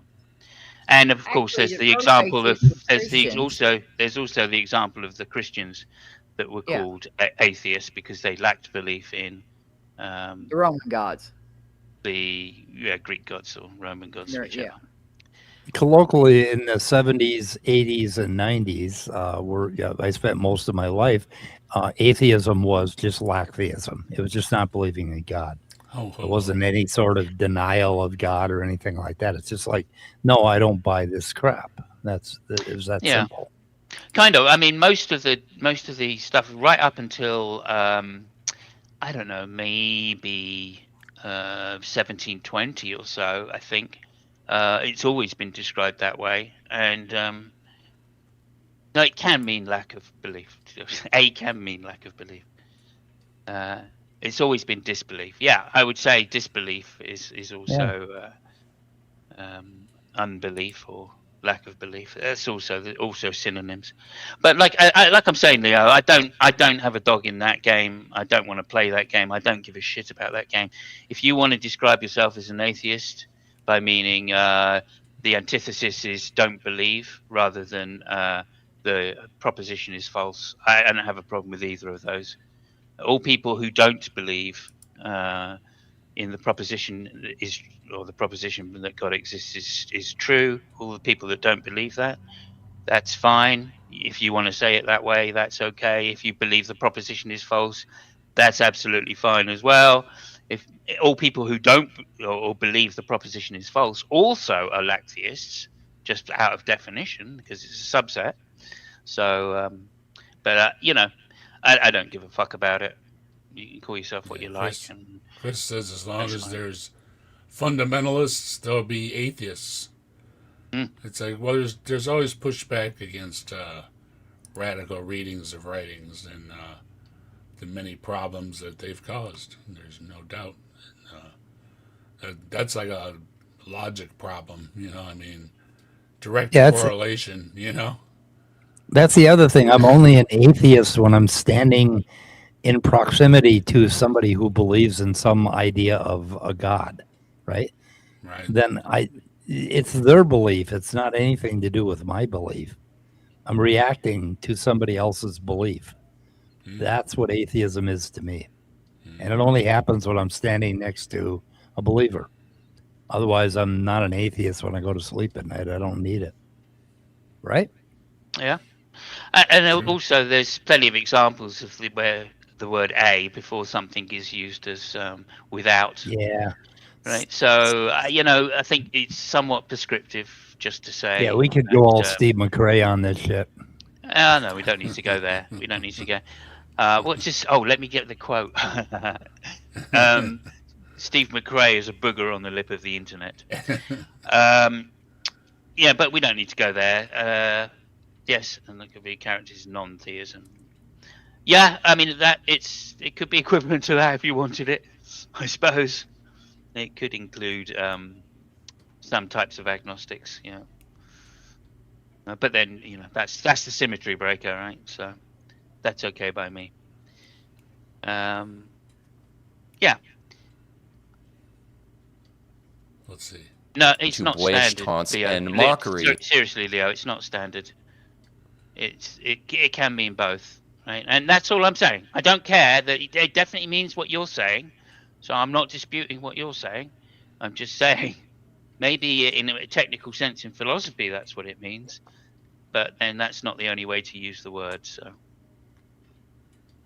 of Christianity rather than actually engaging the subject. And those that weren't taunt-based were actually amateur hour on full display. And I think you'll see that as we jump into some of these comments here today. So here's the first one. This guy has the most shallow worldview. Well, thank you, Noah Babcock, 8542. Nothing like keyboard warriors doing their thing.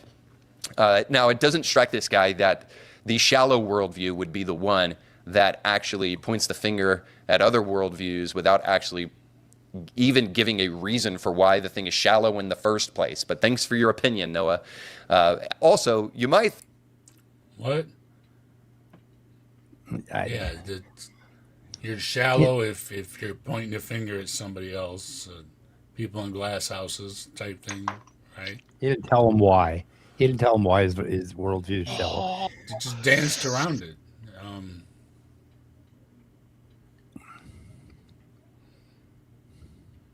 I don't know. You should read Heidegger. He'd figure out why his worldview is shallow.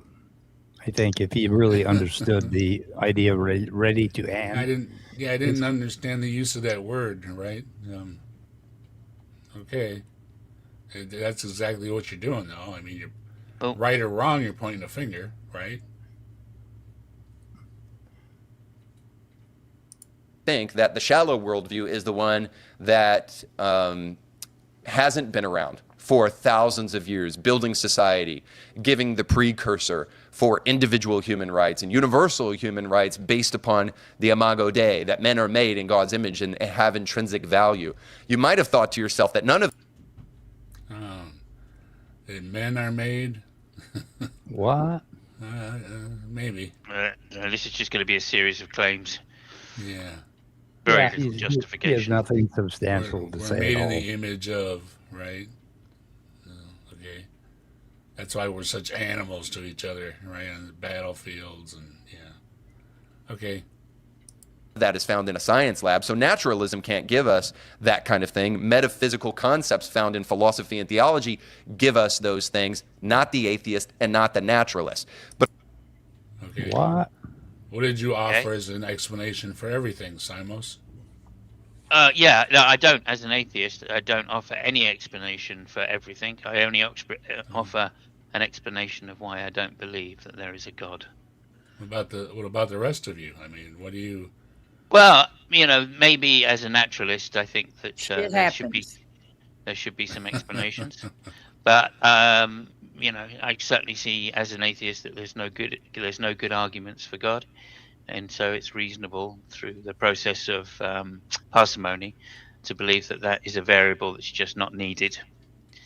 And if it's not needed, it can't be necessary. So therefore, I'm justified to not believe it's true. I just say shit happens. Yeah, whatever. Well, I mean, I have some say, explanations, but we don't know. At best, God would be an observer, right? Be neutral. That things just play out because of the natural laws, and God's just watching it unfold. I mean, I don't see the usefulness of it. In the end, whether there's a God or not, it doesn't matter as to your how your life's going to work out, right? That's the question I have. So. Yeah, and if you want to go like injecting God into any gap you find, have at it, but it's not going to impress anybody with any kind of scientific knowledge whatsoever, because that's just not how science works. There's always going to be a gap. Why? That's how induction works, right? We can never be 100% certain. That's just the nature of the logic that we use to determine what reality is and how best to think about it. So, yeah, I'm not that concerned by people who just make baseless claims. Of course, I'm the shallow one. I might also suggest just something very, very simple. He likes to throw that out on really strong, so that Yeah, that's I'm the bad guy. I'm a victim. I'm the victim because I'm a Christian. Yeah, of course. Yeah. Just like Jesus, I'm basically Jesus. Like that's what he's saying. Like in all humility, I'm basically the Son of God. I think that's roughly what he's saying. That's a fucking joke, by the way, mate. That's a fucking joke. If you just want to know that. Chris says, at one point in history, Christianity did exist. 2,000 years is a drop in the bucket compared to the sands of time. So the argument is mute and special pleading. Yeah, let me just read that. At one point in history, Christianity didn't exist. 2,000. It's a drop in the bucket compared to the sands of time. Your argument is mute and special pleading. Yeah, well, there you go. I think we can definitely add special pleading back in there. We've had that before. But yeah, I think the argument for God is basically one from authority, and that's what he's going to end up making. We know, where did we get that from? Peter Atkins. Hello, Claude. Good to see you. And yeah, if theoretically, says Leophilus, wouldn't you say that all knowledge is qualified belief? I think that is an excellent way of stating it. If Leo, that's what Leo says. That is an excellent way of saying it. Haven't heard that before, but yeah, nice. I like it. That most atheists have not been put in the place to actually defend their worldview. Therefore, they can go around making statements like this and pointing the finger at other people. But you know what is kind of a shallow worldview? The one that provides atheism? Zero objective meaning for people in this life. Now, I understand. The atheist is going to come back and say, well, atheism is just non-belief in God. It's not supposed to be able to provide meaning. Of course, I think that's not true. There are logical entailments, naturalism being one of them, for atheism. That's false. However, that's false. Yeah, that's just false, right? You could be an atheist and not be a naturalist. You could be a physicalist. You could be, a dualist. You could be. There's many different philosophical positions you can hold other than naturalism, right? You could believe in the supernatural. That's okay as well. So you can still be an atheist, right? It has a stigma. If you say you're an atheist, that makes you, well, where'd the universe come from, or something like that, And well, you can say I don't know. I mean, I don't know. Whatever. I mean, you don't have to be a naturalist just to be, because you're an atheist, it doesn't follow necessarily that you're also a naturalist. That is just false, and also shows again a lack of real understanding about the atheist position. And here he is stating the atheist position and saying, "Well, I don't believe that's true." Atheist is just the claim, right? That that God does not exist. I think. But in terms of that you don't believe God exists, right? That can be, both of those are perfectly fine to say you're an atheist as far as I'm concerned. I say from my position, which is I believe God does not exist. So, yeah. Darth, how you doing, Darth? Good to see you. John, hello. Metaphysics is nonsense. Yeah, well, okay. Okay. I don't see how it's nonsense, but yeah, there we go. Metaphysics nonsense. Yeah, I don't see how that follows. If you've got an argument for that, that would be lovely. After these physics. Christians, they don't have a clue what metaphysics is actually about. If you go and read actual metaphysics textbooks and books on metaphysics, none of the shit they talk about is mentioned in there, except just like they make a glancing blow in a couple of books. Like grounding, for instance. I found one metaphysics book that even referred to it. Since Scott has put that in, we're going to be talking about grounding, or I'm going to be talking with Robert, Skeptic Philosophy, on the 6th of the 21st, to put it the other way around. Okay. To put it the correct way around. And yeah, basically it's on bad. I guess we're going to be talking about bad theological arguments, and I said grounding and fallacies.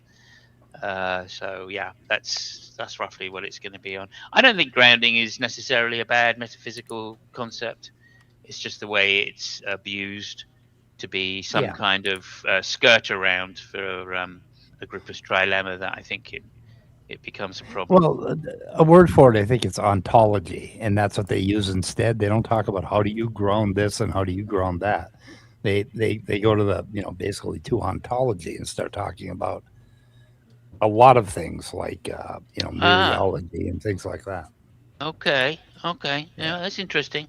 Next time I want to get it on with my missus, I'm going to say, how do you fancy a good ontology? Yeah, there you go. Oh, baby.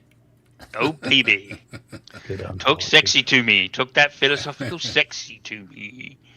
I'm going to give you such an ontology. Let's just get real here. That you have to posit. I don't think that is actually possible. You believe the fact that there is not. He literally believes in shit which isn't real. Yeah.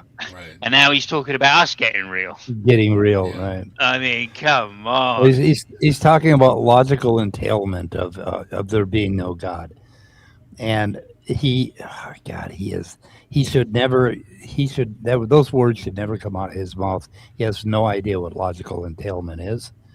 He's making this leap that if you're an atheist and you're just going to die anyway, then for the whole 80 or so years when you're alive, you shouldn't care about anything. Because why? What? Well, we don't. Because you're going to die anyway? There's no meaning. Yeah, we're all Nietzsche. We're all Nietzsche, yeah, right? We've all got syphilis or whatever it is he had. If you put your hand on a red hot electric burner, there's no reason for you to take it away if you're an atheist, because it's just molecules in motion, right? That's right. The pain's not real or meaningful anyway. Yeah. Yeah, he's basically giving himself and others permission to strawman another group of people, because that's what that leads to. So, okay, Mr. Atheist, what do you think about this or that, or how do you get complains in your about straw manning? Yeah. So. Yeah. If he ever hears this, come on our show. We will teach you. Right? I made 5 comments to him now. Exactly why all of your shit is shit. Mike tried to get him to stop by. He's still that ain't gonna happen. That ain't gonna happen. 5 comments he's, already. He's too set in his ways, and obviously he's grifting from for his audience. So he can't be seen online to be shown have any clips where he is being humiliated by ungrounded, meaningless, fizzing atheists.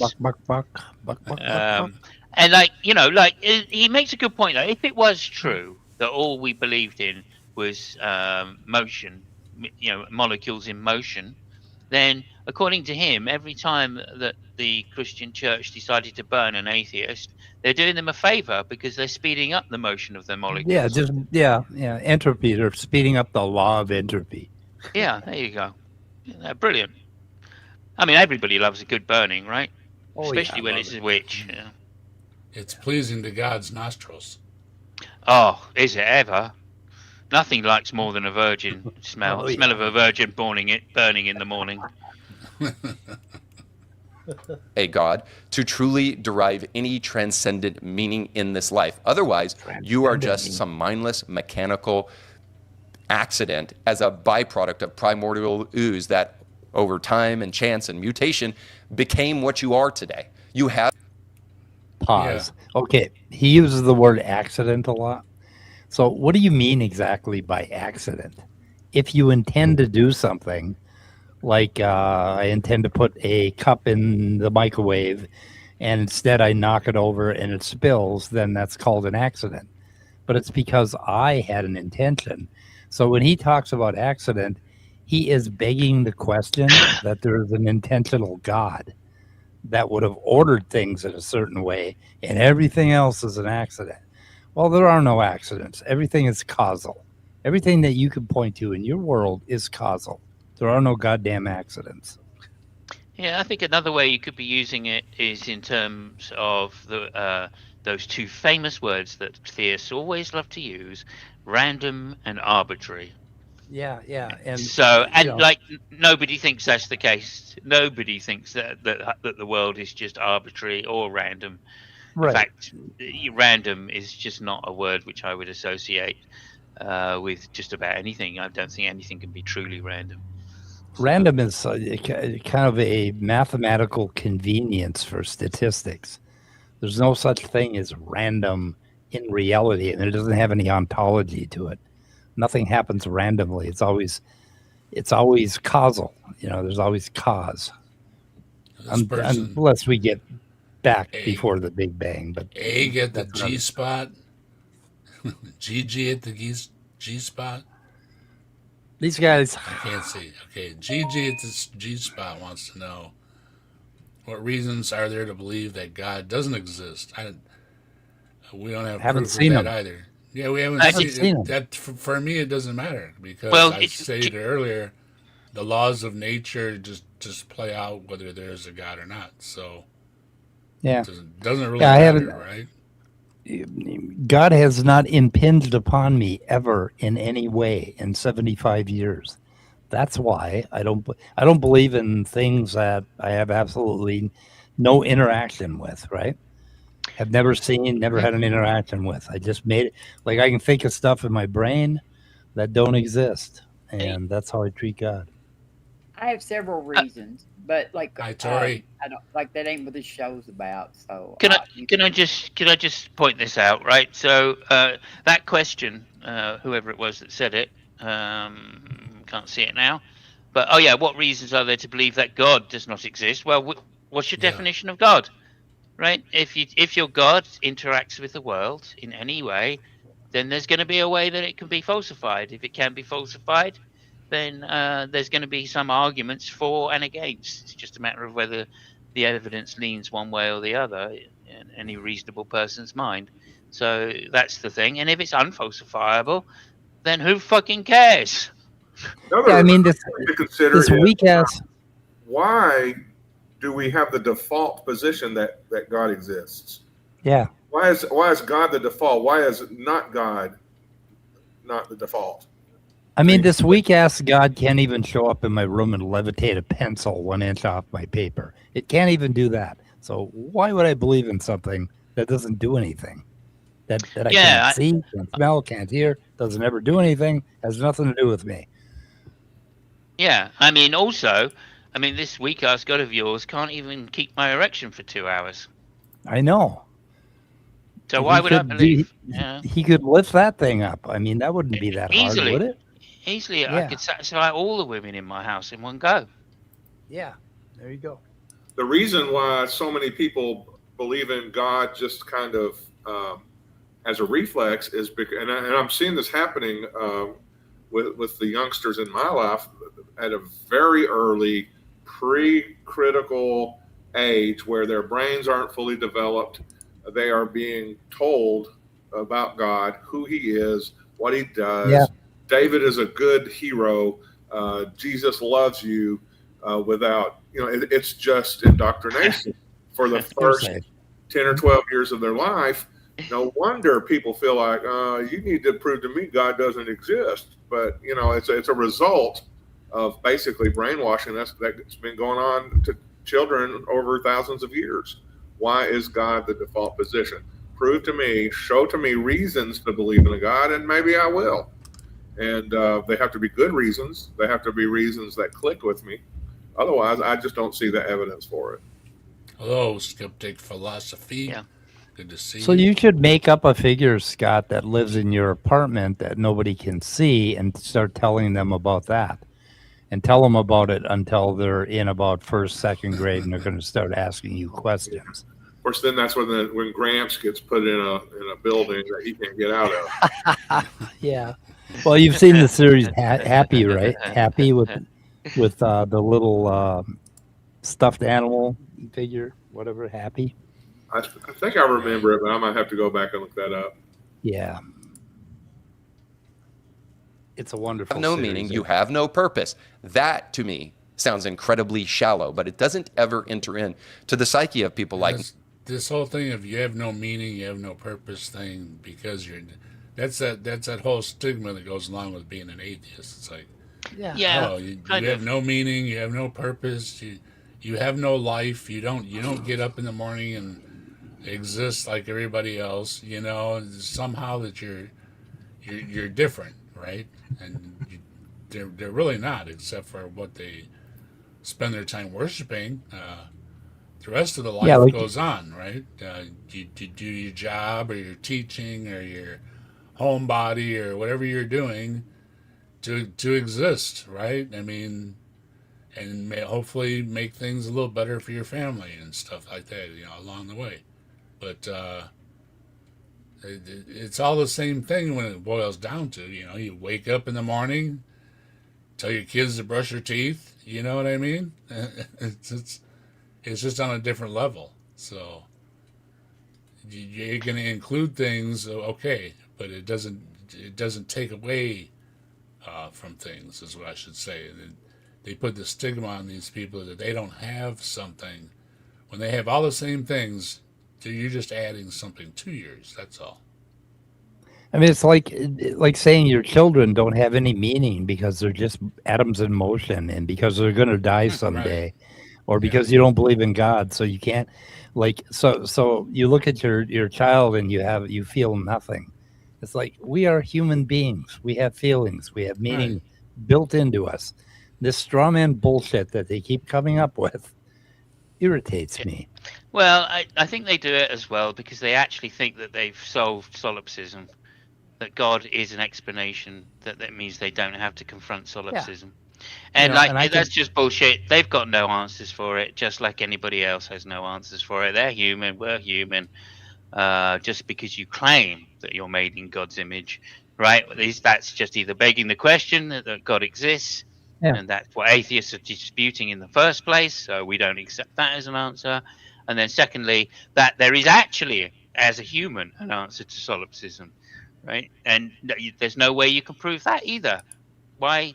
Because we don't have access, or nobody else has access to your first-person perspective. So all it ever is going to be is a claim that you think is true, and that's just not good enough for other people. I can solve all of my problems of meaning and beginnings and all of that stuff by electing to say that Alpha Centauri did it. There's a star in the sky that I can see, and that star did everything. And you just got to believe it. That's all you got to believe. What's meaning. the Trench Crusade universe? I don't know. I don't know. It must be a what? video game. Yes, Oh, Where I God, heaven and hell, and demons exist. We'll be living in a world that's akin to the Trench Crusade. Just saying. don't know. Well, yeah, it would be very spooky if there was a supernatural world. I think everybody would know it because things would just happen, right? And they just don't. I don't. Yeah, and that's a really good point, Dave. Because one of the things you should do is, or one of the things you should do, and I think this does disprove God, is after reading the Bible and the actual Word of God, then you should make some assumptions about how the world would look, right? And then you could do the same thing with atheism. If God doesn't exist, how should the world look? And of the two worldviews, right? I think atheism, right, of what you expect the world to look like, it would pretty much look like exactly what we see, right? Exactly some of the problems that you're talking about, right? And I'm not talking about social mammals now. I'm talking about nature in general. That's how we'd expect it to see. We would expect to be on a planet which isn't controlled by some demonic force or some like all benevolent force, because clearly that's not true. Otherwise we wouldn't have all of these tsunamis, etc. So that doesn't make any sense. But under atheism, well, there's no God, so there's no reason the world has to be in any particular way. That's always going to be a more parsimonious explanation for how the world actually is than trying to say there's somebody controlling it and they must do X, Y, or Z. When you compare that to the Bible worldview, it gets even worse. Just to say that, because it actually claims that there are things that shouldn't happen, which do happen in life. So, you're just giving an argument for atheism now. Now, I want to get back to the word shallow he loves to throw around. He's basically saying that existentialism or nihilism is shallow, but you can't really say that. I mean, are you saying that people like Jean-Paul Sartre, Nietzsche, Albert Camus, Schopenhauer, are they really to be considered shallow thinkers, shallow people?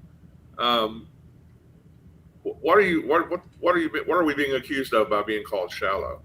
I just don't understand that. There are definitely shallow nihilists and shallow existentialists, but there's definitely shallow political commentators and shallow Christians, and I think this guy's one of them. So what is deep, as opposed to shallow? You can't consider those thinkers. Maybe you can, I don't know, but those thinkers like Nietzsche and Camus as particularly shallow. I don't know. It is a particularly shallow person that thinks that all the people that believe differently than you have never thought about anything, or they don't know what metaphysics is, or it's just a very uneducated stance that he has. He actually thinks that atheists just sit around and spout whatever comments he's putting up and never actually think about anything. And it's like, are you fucking kidding me? It's like people think about things. It's like, yeah, let's go back to child rearing. We know why lots of children assume God exists, because they were indoctrinated into that. But childhood is indoctrination. So I think shallow parents who don't think much about what to tell their kids about how to behave, how to treat other people, how to develop an idea of the consequences of their actions. They're not going to raise very, very good children, or they're going to raise very shallow children, I guess you should say. So that's, to me, what the difference is. It's not the content of what you're teaching. It's, are you teaching at all, or are you kind of contracting it out to institutions to teach your children? Of course, we want our society to kind of support us a little bit and not go against us as we, try to teach younger people a way to be in this world. But it's not a matter of quote unquote shallowness versus deepness. It's a matter of how attentive are you going to be to those who are in your charge, and how intentional.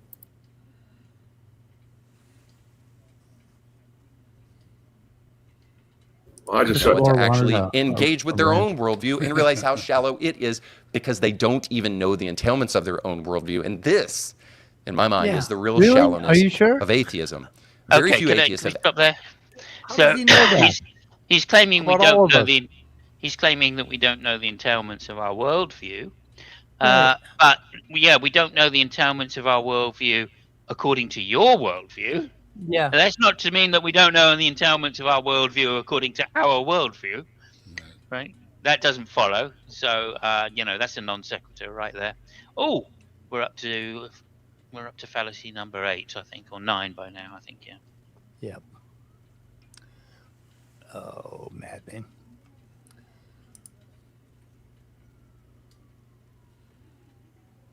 Thank you, Chris. The Trench Crusade. Sounds like an Oh. Assassin's Creed thing, but I'm So wrong. there's a wiki article on it. Must be real. Wiki. Yeah, it must be real. It's in the wiki. It's in a wiki. Yeah. Did it all for the wiki. If it's in a wiki, it's wheel. Ooh, grim dark horror setting. I like that. I could do that. Actually taken the time to engage in second order thinking. What is the logical entailments of my worldview if God does not exist? What they actually do is just get up every single morning and they presuppose that God, even if they wouldn't call him that by name, because they presuppose meaning in the day. Well, where does that meaning come from, except from in a blind faith that there might be something more to this world than just the raw material world? All that. Yeah, meaning. Like, where does meaning come from? Yeah, what does it all mean? Yeah, what does it all mean, man? It's like, oh my God, this is so stupid. I think that's been pondered to death, hasn't it? That what does it all mean? Well, we were talking about the other day. Somebody passed away, and it's like, yeah, they talk about them, and then a few days go by, and then that person's stuff is sold off and given away and dispersed away and out and Gone. whatever, and pretty soon, your life goes on without you. Yep. Yeah, that's the thing that Christianity is real good about, is not dealing with the, I guess what you call the negative examples. And if you've even read a couple of Camus' works, he kind of did a great job of introducing you to some of the absurdity. I like, The Plague. Have you ever, if anybody's ever read Camus' The Plague, it's about a doctor who just keeps just going on in the face of a plague where everybody he knows, everybody around him is dying. And the whole question is, why do we do that? And of course, where's God in all this? And I'm not a goober. Negative examples as well as the positive examples. How can you expect me to keep on worshiping a God when everybody I love around me is dying of this disease nobody can get a handle on? But wait a minute, God, can't you get a handle on it? Why are you leaving us, to deal with that? And the questions this priest here or this preacher, the answers they're given seem kind of flat and shallow. So you have to be willing to do the happy dance as well as deal with the dance of mourning and the dance. Yeah, but by shallow, I think you may mean like lacking any real explanatory power, right? Right. Yeah. It doesn't. Lack of explanatory power, I think, is what we mean by shallow when we say it towards this guy. Saying it's God that done it to an atheist is very much like saying, well, why aren't you a fucking Muslim then? That's that's the most recent revelation, right, from God. Right. So why aren't you why don't you believe in Islam?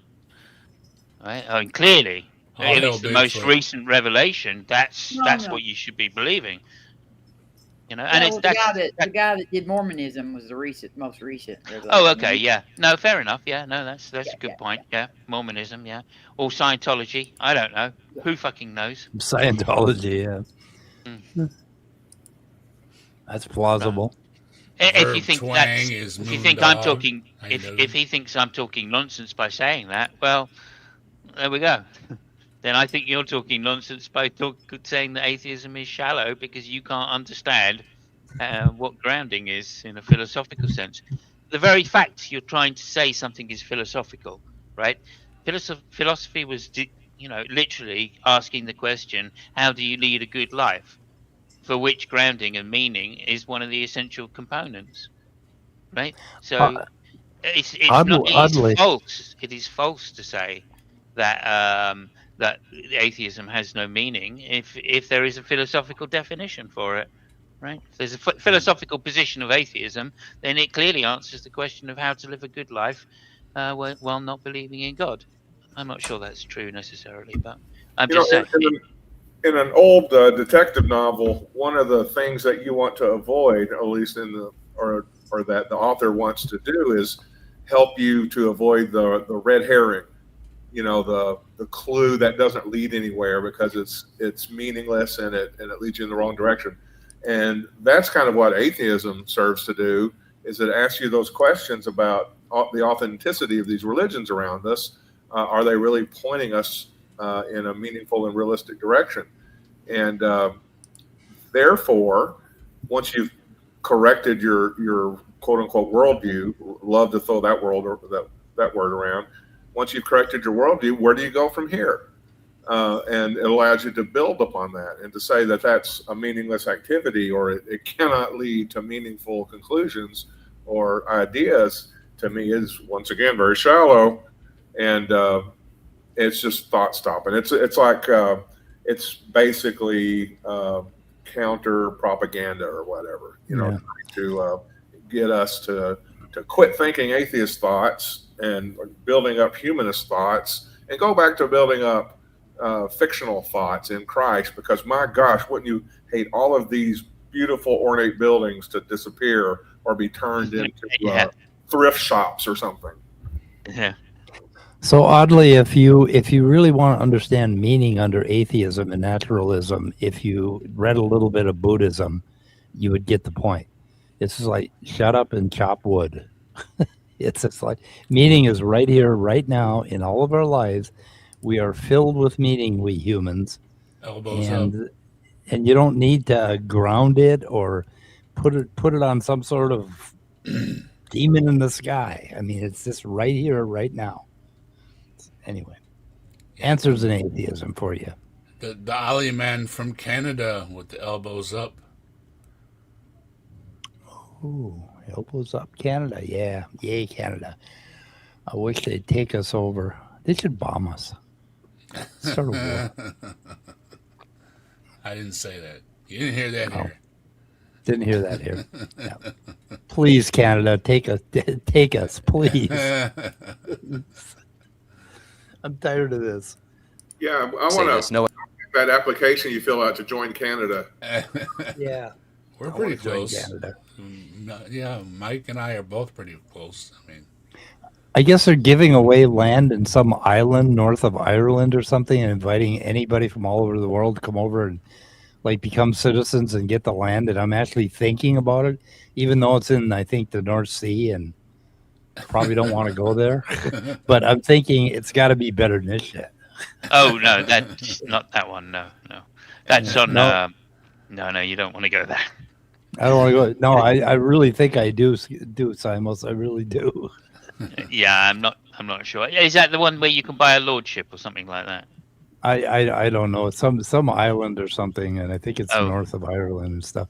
And it might be a little tough, but I mean nothing Minnesota hasn't gotten me used to. Nothing will bring the Viking out of you like a good holiday on a rock. Do you know the name of the island, Phil? I'm now fascinated. No, I just heard a passing mention of this deal. That they were, and I was like, oh my God, what is that? My ears perked up. It's like, you mean I can get out of here? Sounds a little worrisome. A little worrisome. Yeah, that sounds a little fake as well, I've got to say. But, I just like to point out, Mike, at least you're not in Kentucky. Yeah, I'm only 250 miles from Canada. I grew up 60 miles from Canada. Be on a cold What's rock that? somewhere. It could always be worse. You could be from Florida. Yeah, it could be worse. Yeah, it could be worse. Twin Cities ain't bad. It's like a little island, like Austin, Texas, is like a liberal island, you know. Mike's always got good pictures, a beautiful view and everything, and you know. Yep. Let me have a look here. I mean, it's more than I got, so I mean, yeah, you enjoy your view, and that's what I say. You know, atheist or not an atheist, you know, people wake up in the morning to the sunrise and make their coffee and send their kids off to school or whatever their lives are.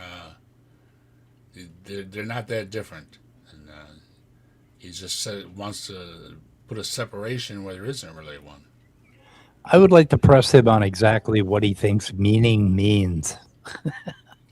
Well, what does meaning mean? You try to raise your kids right, you know. Yeah, I mean, what is meaning in your life? What does it mean?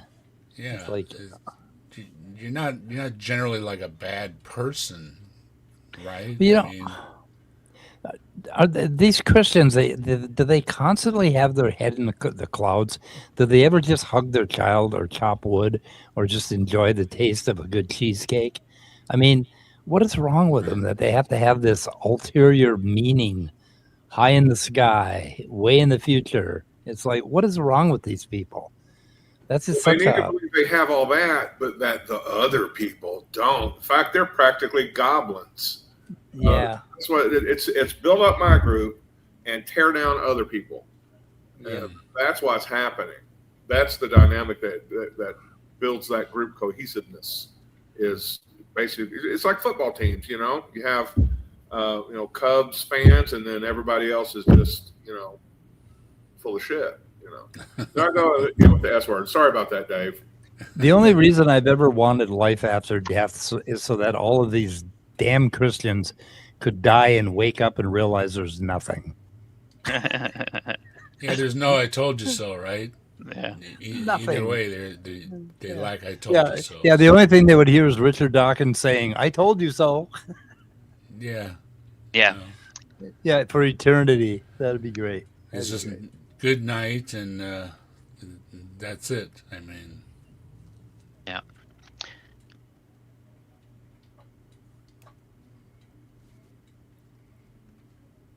But thank you for the addition to the conversation and for once again proving that Christianity is desperately needed in the culture for people.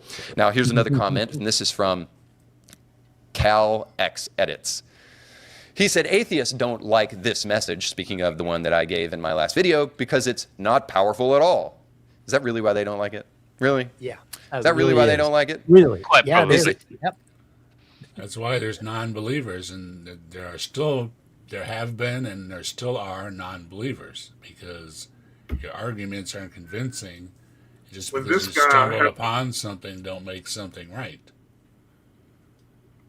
When this guy has to resort to, really, is that really why they don't like it? Right? He's basically saying, I live in a delusional state of being. Yeah. And they have to hate me, and they have to be convicted by the Holy Spirit or whatever, rather than we're just bored with your point of view, and it's not that different from anybody else's.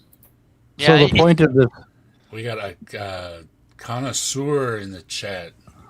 How you doing? connoisseur? A cash connoisseur, presumably. Oh, Trailer Park Boys. Trailer Park Boys? I also think that this is one of the issues that you could tell, right? Is that they have this desperation to appear to be as virtuous as Jesus. And they do that by replicating the victimhood that they think Jesus represents. It's fascinating psychology to go through, right? Is that, oh, look, I'm so humble, I must be a good guy, you can trust whatever I say. It's quite a remarkable psychology, I think. And I think it's quite interesting as well that, I think the more somebody claims to be humble, like it's probably the less humble they are. You know what I mean? That's what So it this seems guy- to me. This guy he's talking about makes the point that if God is all powerful and omnipotent, why does he have to fine tune anything? Why doesn't he just create life? What does he need a fine tuned universe for? He could just do whatever he wants. It's like that's the point the guy's making, and this point goes over this guy's head. What is our universe fine tuned for? Black holes? I don't know. I mean the universe is the way it is, and there are constraints basically for the way it is, and we discovered them. Why they're like that or why they couldn't be different, I don't know. We don't know. I mean, like we live on a planet where like how much of our water is not drinkable, and I mean, like so much of our planet is not even habitable. So the rest it of doesn't seem of the like universe. It seems like that we are fine-tuned for the universe, not the other way around. Yeah. Yeah, I mean, that argument has so many fallacies in it. Like the whole premise of the argument is false, right? That's not how statistics work. That's not how that's not how ratios work, I'm afraid. So when they say, look, fine-tuned, and they give some like 1 in 10 to the minus 250 or something chance of it being us being here. I mean, that is just such a terrible argument to even think, right, that God, right, thought about it ahead of time and went, right, I'm going to have this guy be an atheist and go to hell, right? Then what kind of ever-loving God is that, for goodness sake, right? I mean, it makes no sense from the theological point of view. It makes no sense from the mathematical point of view. It's clearly bad statistics. It makes we don't know. We don't know if it makes any sense from the physical point of view. So it's based on an argument from ignorance. It's based on ignorance of statistics, and it's based on ignorance of like what God's actually intended, right? So you have to be an open theist, which is a terrible position to have because you can never justify anything. You got to. There's never an explanation for anything given other than God what done it, right? So it just three ways to shit straight away.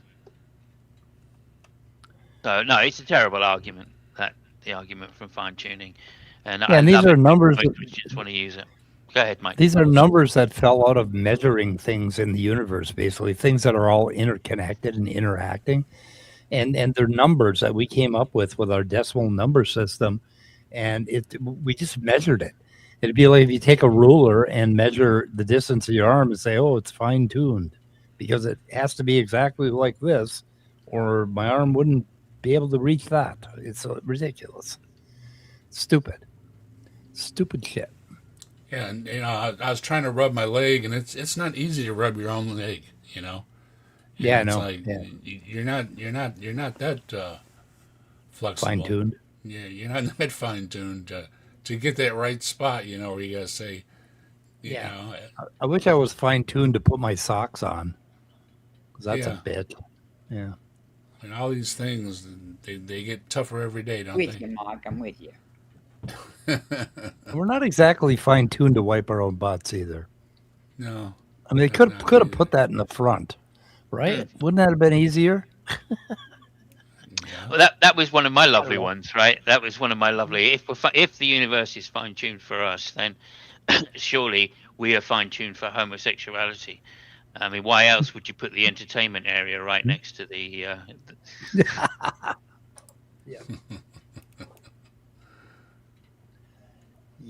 Easy to make a mistake. I checked it out. I don't really play those games, but I know what you're talking about. My son's a gamer. I'm not. He got me a PlayStation, and it's been sitting there. We should really play. It's tabletop. It's a tabletop game, right? So it's not a computer game. It's a tabletop. It's a tabletop. Really? Mm-hmm. Yeah. Okay. Interesting. Everybody gets into lore of a different type, and that's really cool. Missile Command or something like that used to be at the arcade. We used to have pizza and play the tabletop. What does tabletop mean? Is that like a board game? If you have video game, but it's on a table, and then you got like your controllers. Oh, I thought it was a table board game. Yeah, Mike, we're like. Yeah, it is very similar to a board game, you know. Yeah, it's like D&D or something, you know. Yeah, Okay. yeah, tabletop. Little figures It's you a move around fantasy. and shit. It's a fantasy. Like game. Monopoly. Yeah. Yeah, In a way. In a way. Yeah. It's a really, really hard to understand Monopoly. The same way in your country that football players use their hands. It says Yeah. 9 As they should. hours to watch the whole series. Yeah. Anyway. Can't believe you guys call soccer football. I don't know. Yeah, a game that you play with your feet. I can't believe you call it football. Well, that's just so mundane. I mean, anybody could have thought of that. I mean, Jesus. Well, I mean, we drive on parkways and we park on driveways, so That's true. the world of opposites does apply. Simos, you're so un-American. I can't help it. It's like I was born in a different country. You're on the wrong side. You're on the wrong side of the road. Okay, let's go back to this in-depth view of Christianity, which is turning Is out it to not be... powerful to presume that there might be more to this life than just you dying and then decaying in the ground? It's not powerful at all, even if it weren't to exist. It's not powerful at all to think upon what the afterlife may be like, rather than...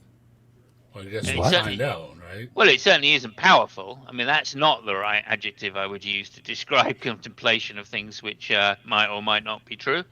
But yeah, no, look, hey, it's logically possible. Logically possible, it is that. I don't think logically possible is powerful, though. I just don't. What I want to know is how many ply is the toilet paper in heaven? I just want to know, like, getting right with Jesus before it's too late. I've been told that for like the last 57 years. Like, yeah, me and Jesus are all right, I guess. I mean, I got no problem with Jesus. So yeah, I'm right with Jesus. yeah. I don't even good know. with Jesus. I'm right with him. I don't bother him at all. I leave him alone. Jesus is just all right with me. Yeah.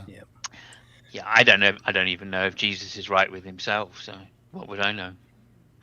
Yeah. Anything historical, really. I mean, there's nothing against the guy. He was just a cult leader, whatever you want to call him. He had a following, and if my father treated me that way, I'd be fucking pissed off. Right, he got nailed to a cross, and his father planned it. I mean, it was his father. It was God's plan. Like, what the hell happened there, Dad? Crabby story, huh?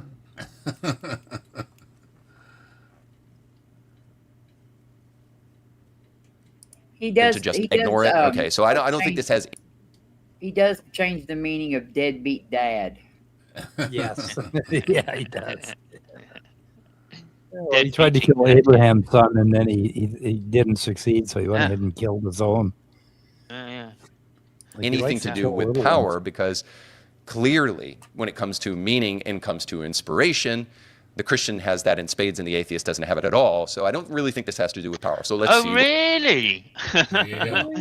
Oh, really? No inspiration. Okay. Only Christians have it. Atheists now. And when he says it, only Christians too, then he's also leaving out most of the world, right? That is not. Well, how do atheists get out of bed in the morning without all these things? I don't get it. I don't know. Yeah. Well, like in John Lennon's case, I don't think he did, but just to call back to John Lennon there, and also what the Beatles not inspired? Is that what you're saying, mate? Yeah. And it's always set up that it's Christians against atheists, but most of the world are other religions, right? Yeah. There's lots of religions, and it kind of. I always suspected that about you, Robin. Them thing. What's Robin says? Robin having none? Well, that person said that Jesus would bite us on the penis, and I said I don't have a penis. So. I always suspected that. There you go. Yeah, so I mean, I'm just saying, like, all the best music is Christian. We know that for a start, don't we? I mean, that goes without saying, you know. I do have a big set of balls, though. I just wear them on my chest. I think Picasso was an atheist as well, by the way. Just to point that out. Grave Walkers wants to know, how about being a person that worships IQ and education, and yet you have neither? One might find that is silly and pathetic.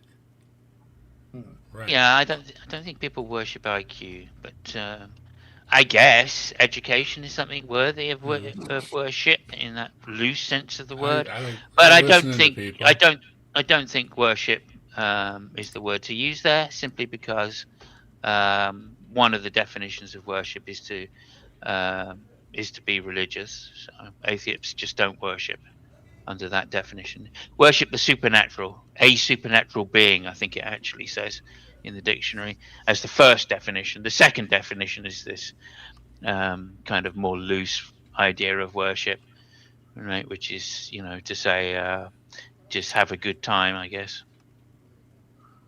Yeah, why should the devil have all the good music? Well, yeah, the devil doesn't have all the good music. Du hast. Right? Sorry, mate. That's not how that works there, Fred. But I appreciate the reference to The Devil Goes Down to Georgia. I do. I think that's a great song. An omnipotent God, by definition, unconstrained by physical necessity, would have no need to fine-tune anything. And this, again, is not true. The idea that God isn't bound by physical necessity does not mean that he would not create a world with physical necessity. So it's a total non sequitur. The very concept of fine-tuning him. He could, and he's lazy. Yeah. That's why he did it, right? Yeah. It's the same thing with the ark, right? Same thing with the ark. Why the hell did he get Noah to go around and get all the animals and walk them in 2 by 2? Right. I mean, why the hell did he do that? That's just being fucking lazy. Your God is lazy. He couldn't just create the ark and put all the animals on and go, there you go, Noah, job done. Just get up on that. Tomorrow there's going to be a flood. Yeah. No, it doesn't make any sense. It doesn't make sense. No. Especially when everything is foreseen into the future, you add all that in, and it totally goes out the window. It's like, now wait a minute, this was all planned out from the beginning, that no matter what, you're still going to flood everything, so why even try? Instead of torturing his kid, he could have used CGI. Yeah. I got to say as well, lazy God, lazy minds. There you go. There's a connection there, you see. So when Christians say we're made in the image of God, the first thing I think of, oh, you're lazy. Okay. Lazy mind. Gotcha. Grave Walkers has a good comment about Pol Pot that people keep forgetting. And that's, the same with Hitler's, because they were humans.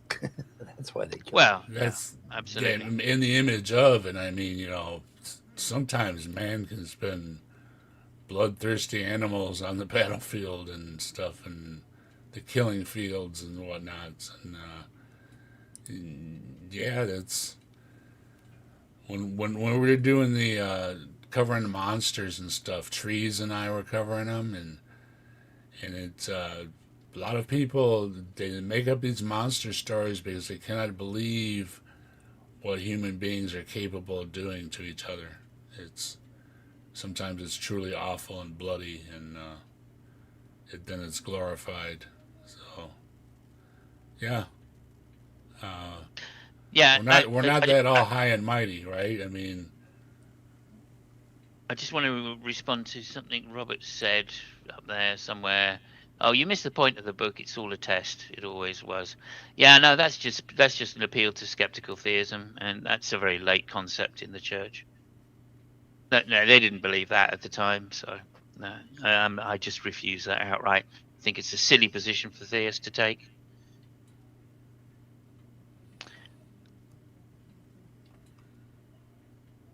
Implies parameters that had to be calibrated within constraints, points more strongly towards a naturalistic framework where life can emerge under specific conditions, not toward an all-powerful deity who could create life under any condition or no condition at all. Now, I understand the atheistic argument here that time gives random mutation the opportunity to go through a bunch of different scenarios until it finds the right one that looks highly ordered and highly organized. But let me just ask a basic question, and I understand most atheists are not going to see this the way I do, which is fine, but I'm truly, truly interested in your honest answer to this question.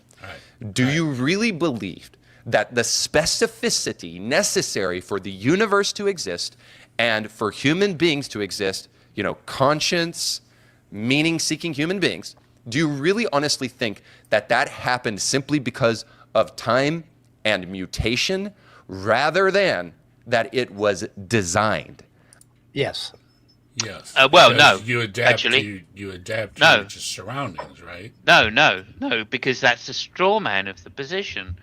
Yeah, we believe in random genetic mutation and natural selection. It's by the means of natural selection that we've arrived at where we are. Not through some just, like whatever he said, just genetic mutation. Right? So no, he's literally strawmanning the evolutionary position in order to be able to say, oh, look how silly the atheists are.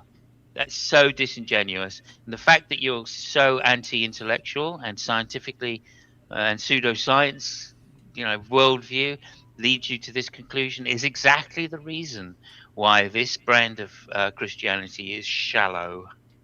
Thank you very much. For my next friend. Mike, what do you have to say? Nothing. That bad, huh? Thank you, Mike. Yep. Don't say yes too quick sometimes, Mike, you see. Well, on the surface, yes. So, anyway. Well, if he'd not strawmanned it, then if he'd actually put our position correctly, then I'd be saying yes, you know. But he didn't. He deliberately strawmanned it so he could tear it down later. I mean, this is 101. Yeah. 101 Christian cowardice, I think. I'm reading a mind-warping book called Biosemiotics that talks about this business of final cause and causation and teleonomy and all of that. And so I'm just left with, nope, I don't have any comment. I'm done. Yeah, look at that. They confuse inevitable chance with purpose or divine. No, it's not chance. It's just not chance. Natural selection is not a chance process. I think we know the answer to this question. I think we all intuitively know that one of these answers is way more likely than the other. And that is that why? God, being an intelligent designer, creating something that from early stages needed to be highly designed in order for it to exist in the first place and to grow and to mutate. Begging the question, circular reasoning.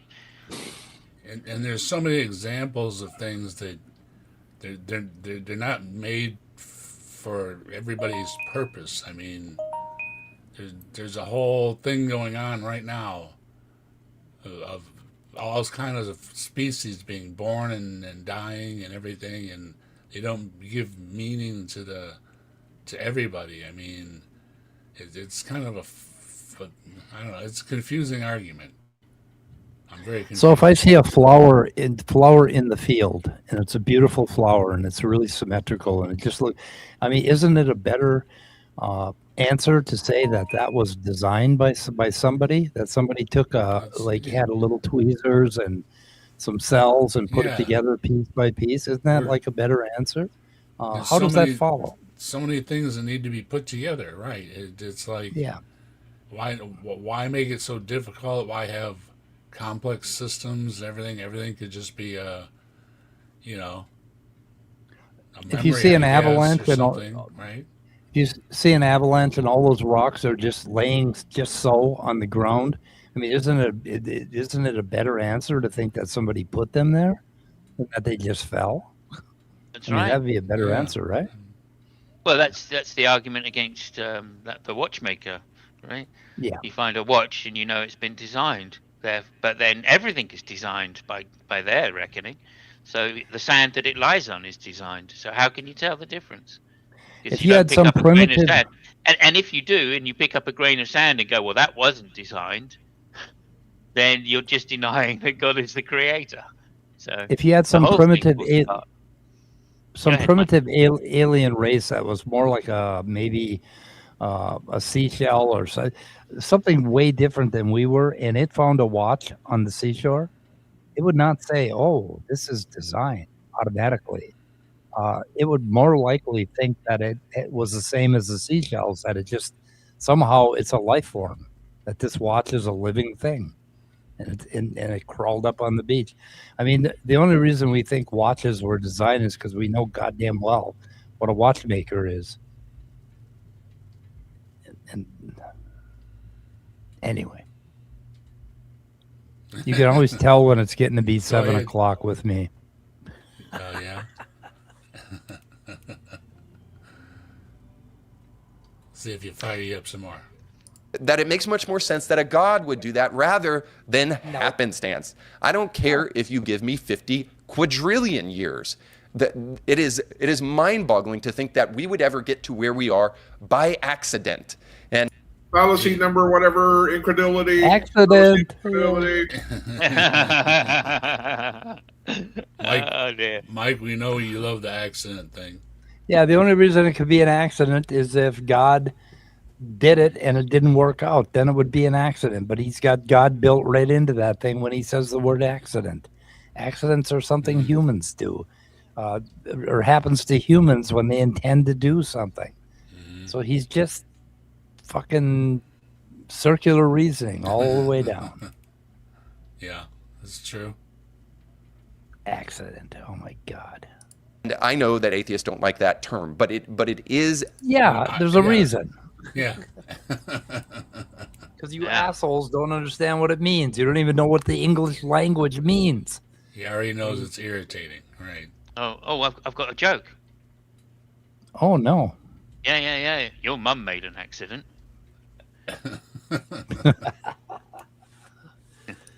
Actually what you're suggesting. That's the logical entailment of your view. We just got here by happenstance. So I can't help but think that most atheists really don't think about their own worldview very much and think about the logical entailments of it, and therefore they can... See, there he is again. We don't think about it. We don't Well, think about our own if thinking about your existence or worldview involves avoiding fallacies, we're definitely not going to think about this guy's worldview. Yeah, absolutely. Yeah, we got the Moondog dropping $1. Thank you, Moondog. We got. If I had $1 for every fallacy I heard from a Christian, I'd be very, very rich. Yeah, I'd be richer than Jesus. Buying everybody some toast, a round of toast on Moondog. We love toast. We love toast. We love toast. We love toast. We love toast. Thank you very much, Moondog. We love toast. Sometimes toast will get you through. Scott's dropping the toast emojis. Yeah, we have Answers in Atheism on toast. Top that. Oh God! Jesus What a sandwich! On toast. Yeah, get yours for Christmas. Answers in Atheism on toast. Yeah, great emoji, isn't it? All right. Oh, good. Grave Walker's finally asked a decent question. Oh, fantastic. Oh, yeah. This one. What moral or ethic implication is found in evolution? None whatsoever. It's a crime. Its crime would be man-made Bible idol and not literally science true. No, I think there are moral implications that you can derive from evolution. Yes, there are. That's my personal view. I think evolution is a very good grounding for moral beliefs. There we go. Just to say thank you for that question. I appreciate that. I agree, Simos. At least we agree on something. Yeah, I know. We always have, really. I mean, like, ever since the 14th century, we've always agreed, I think. Yep. Hey, Jen, how you doing? Good to see Prior you. to that, though, we were a little bit at odds. Oh my goodness! Have you both of y'all been Jesus. around since the 14th century? No, that was before the plague, basically. So I think it was about the same time the plague hit that we started disagreeing. Yeah. Or before the plague hit, we disagreed. I thought God was definitely beneficent, and he was omni loving or whatever it is, benevolent. And then obviously Mike was still an atheist, but even an atheist back then. Can't believe it. Yeah. And then when the plague hit, I thought, nah, he's right. Mike is right. Yep. And then we got along after that. Yeah. Even though you're un-American. I don't think you were American at the time, to be fair. Well, I was always American in my heart. So. Yeah. Okay. Say stuff like this. But even if you don't grant me that premise, let's just all agree upon something that is an objective fact. The real argument is not about which idea gives a better argument for fine-tuning, whether it's evolutionary biology or Christian theism. Let's not discuss that. Let's go one step further back. What the fuck does evolution have to do with fine-tuning? He's right, though. He's right? That is not an interesting question, right? Not for the reason he's about to state, but because the fine-tuning argument is shite. That's the reason. Anyway, there you go. It absolutely can't ground anything to do with the universe, let alone evolution, which, of course, he means in the non-technical sense of Darwinian evolution. He means it in terms of the cosmological evolution, right? The colloquial term evolution, which just means change. We shouldn't trust Simos. You're a clone. When did I admit that? When did I admit that, Robert? I never admitted I was a clone. Well, maybe the other Simos admitted it, and you don't remember. Yeah, good one. And go to the question that precedes all of this. What really gives us a plausible answer for why any of this stuff exists in the first place? See, the problem... That's a very deep question. I mean, why does everything exist? I mean, man has pondered that for a long time, and it again, whether there's a God or not, it doesn't seem to matter. The physical laws just play out as they do. I mean, we should do a raising of hands or something. Who here has never dealt with the question, why is there something rather than nothing? Yeah. Yeah. That's I mean, he thinks he's so deep, or his Christian view is so deep. You think we haven't, dealt with the question of why is there something rather than nothing? Also, it's a meaningless question. It's literally a meaningless question. Yeah. Right? It's not just begging the question that God exists, of course, and can give purpose to a universe, all of which is just asserted and never proven. But it's a meaningless question, right? Because we literally can't know. I mean, it's epistemically beyond what humans can do, right? So to claim that there is an ontology that we can know is just ignorance of what is ignorance of, the human condition. You're breaking up a little bit. Yeah, you're cutting out on us, Simos. Once again, not understanding what atheism is or what it means to be an atheist, or that's not the worldview that he's appealing to anyway. So, again, it shows that his lack of integrity now, I feel, is a bit more than just anti-science, anti-religion, which it also is, or anti-science, anti-whatever I said before, anti-intellectualism. But also, it's his pure ignorance of what it means to be a human. And if he hasn't investigated what it means to be a human, right, then what the hell? Why the hell should we listen to him on what humanity is and what it means to be human? Right? And that certainly seems to be he's undereducated in that particular sphere of knowledge. Thank you. With atheism here is that they want to talk about how things evolved, but they don't want to really have a conversation about how those things came to be in the first place so that they could evolve. Evolutionary biology says nothing about the origin of life and the origin of the universe beyond wild-eyed conspiracy theories. And what?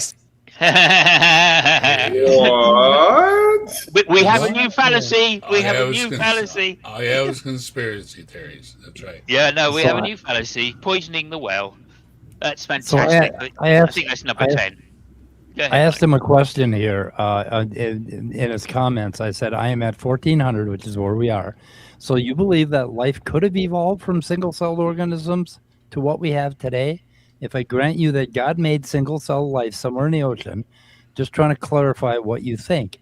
It seems like you are saying that it is only that the only implausible thing is abiogenesis, not evolution. So I want him to admit that there are two things that he doesn't believe in. One is evolution, and one is abiogenesis.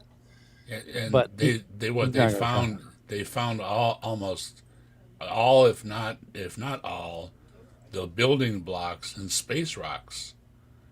Yeah. And if these things would just plop in the ocean, you have all the building blocks, right? It's like space Alka-Seltzer. You got all this water. Just drop some meteors into the water, and the life will just kind of fizz out. That's pretty cool. Yeah. Yeah, I've got a book on this that I recently acquired. Yeah. It's basically talks about how life just takes a planet, a certain kind of planet, and you'll have life. And it goes through a lot of stuff on abiogenesis. And we're learning new stuff every day. But yeah, we don't know how the hell it happened exactly. But of course. But there are plenty of theories. There are plenty of theories, and some are more plausible than others. So yeah, I don't know. Well, I think you're on a sticky wicket if you consider the history of scientific ideas that were once claimed by the church. Then he's on a very sticky wicket there. Also, just to say quickly before Robin goes, that life. Apparently, I saw a good video the other day that there were some scientists, evolutionary scientists, that were claiming that life appeared very early on in the Earth's history. So, yeah, it does.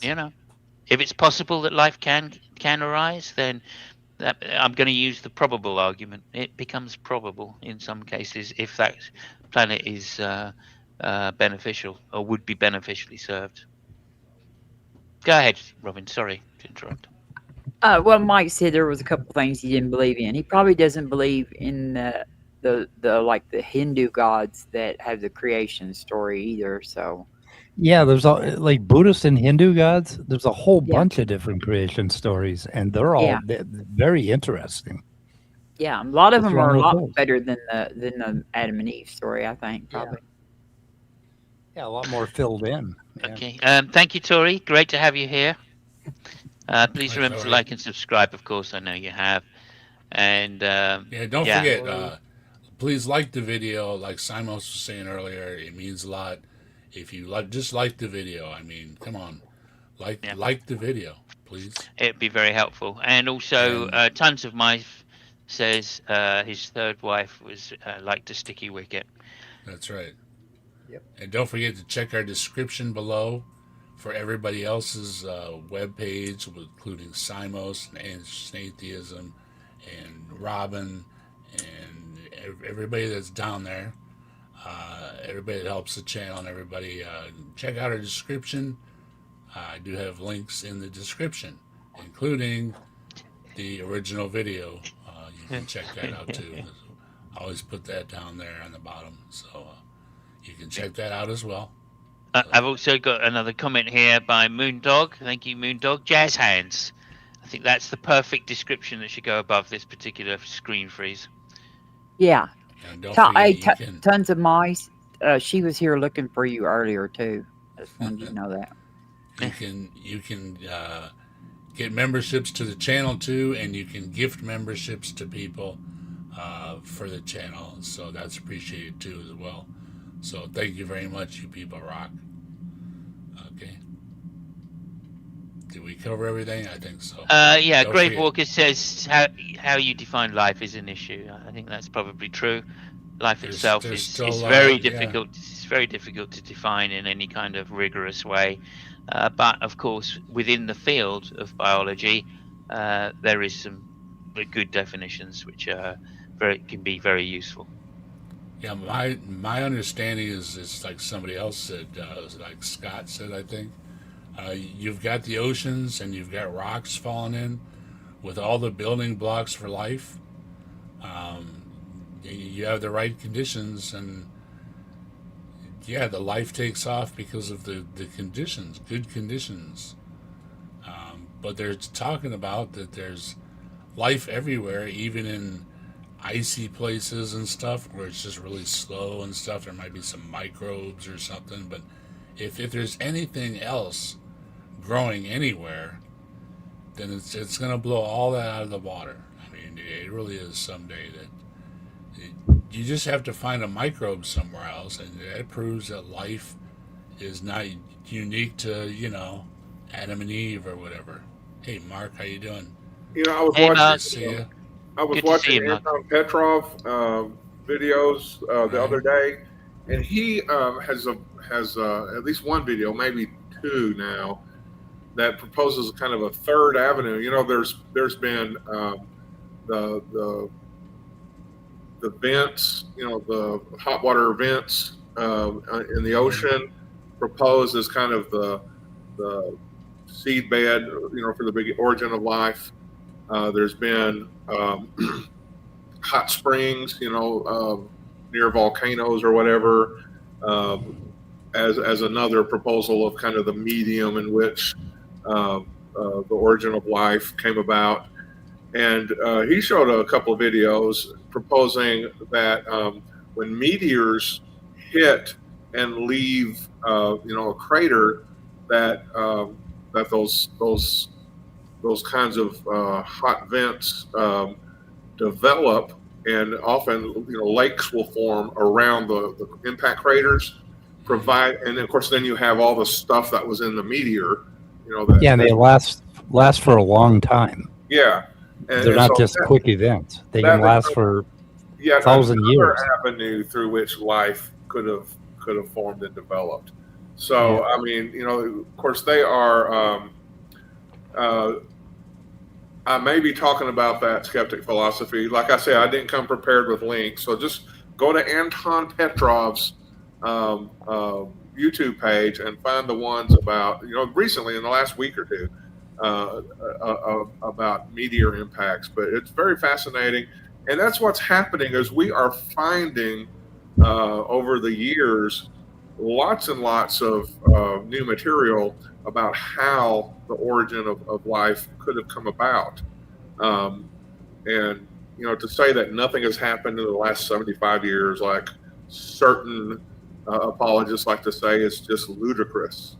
There's and it is really two subjects. There is abiogenesis and then evolution. You can separate those two and study just evolution, or study abiogenesis. But yeah, just all the progress that's being made is just really interesting. It's fascinating. You ask what's the meaning of an atheist life? It's finding new knowledge and imagining all the possibilities from that. I just posted the link, Scott. It's like, Scott, you've never heard of the Yuri Miller experiment. Haven't you ever heard of the Yuri? I mean, that proves, right, that life abiogenesis is impossible.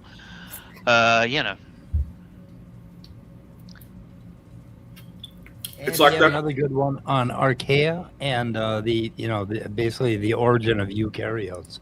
That some interesting new research that they found, like in the lab, bacteria that created these little tubules that attach to the archaea, and they live parasitically, or I think it was even symbiotically, basically. So there's some indication about how that happened, how the mitochondria ended up inside the archaea.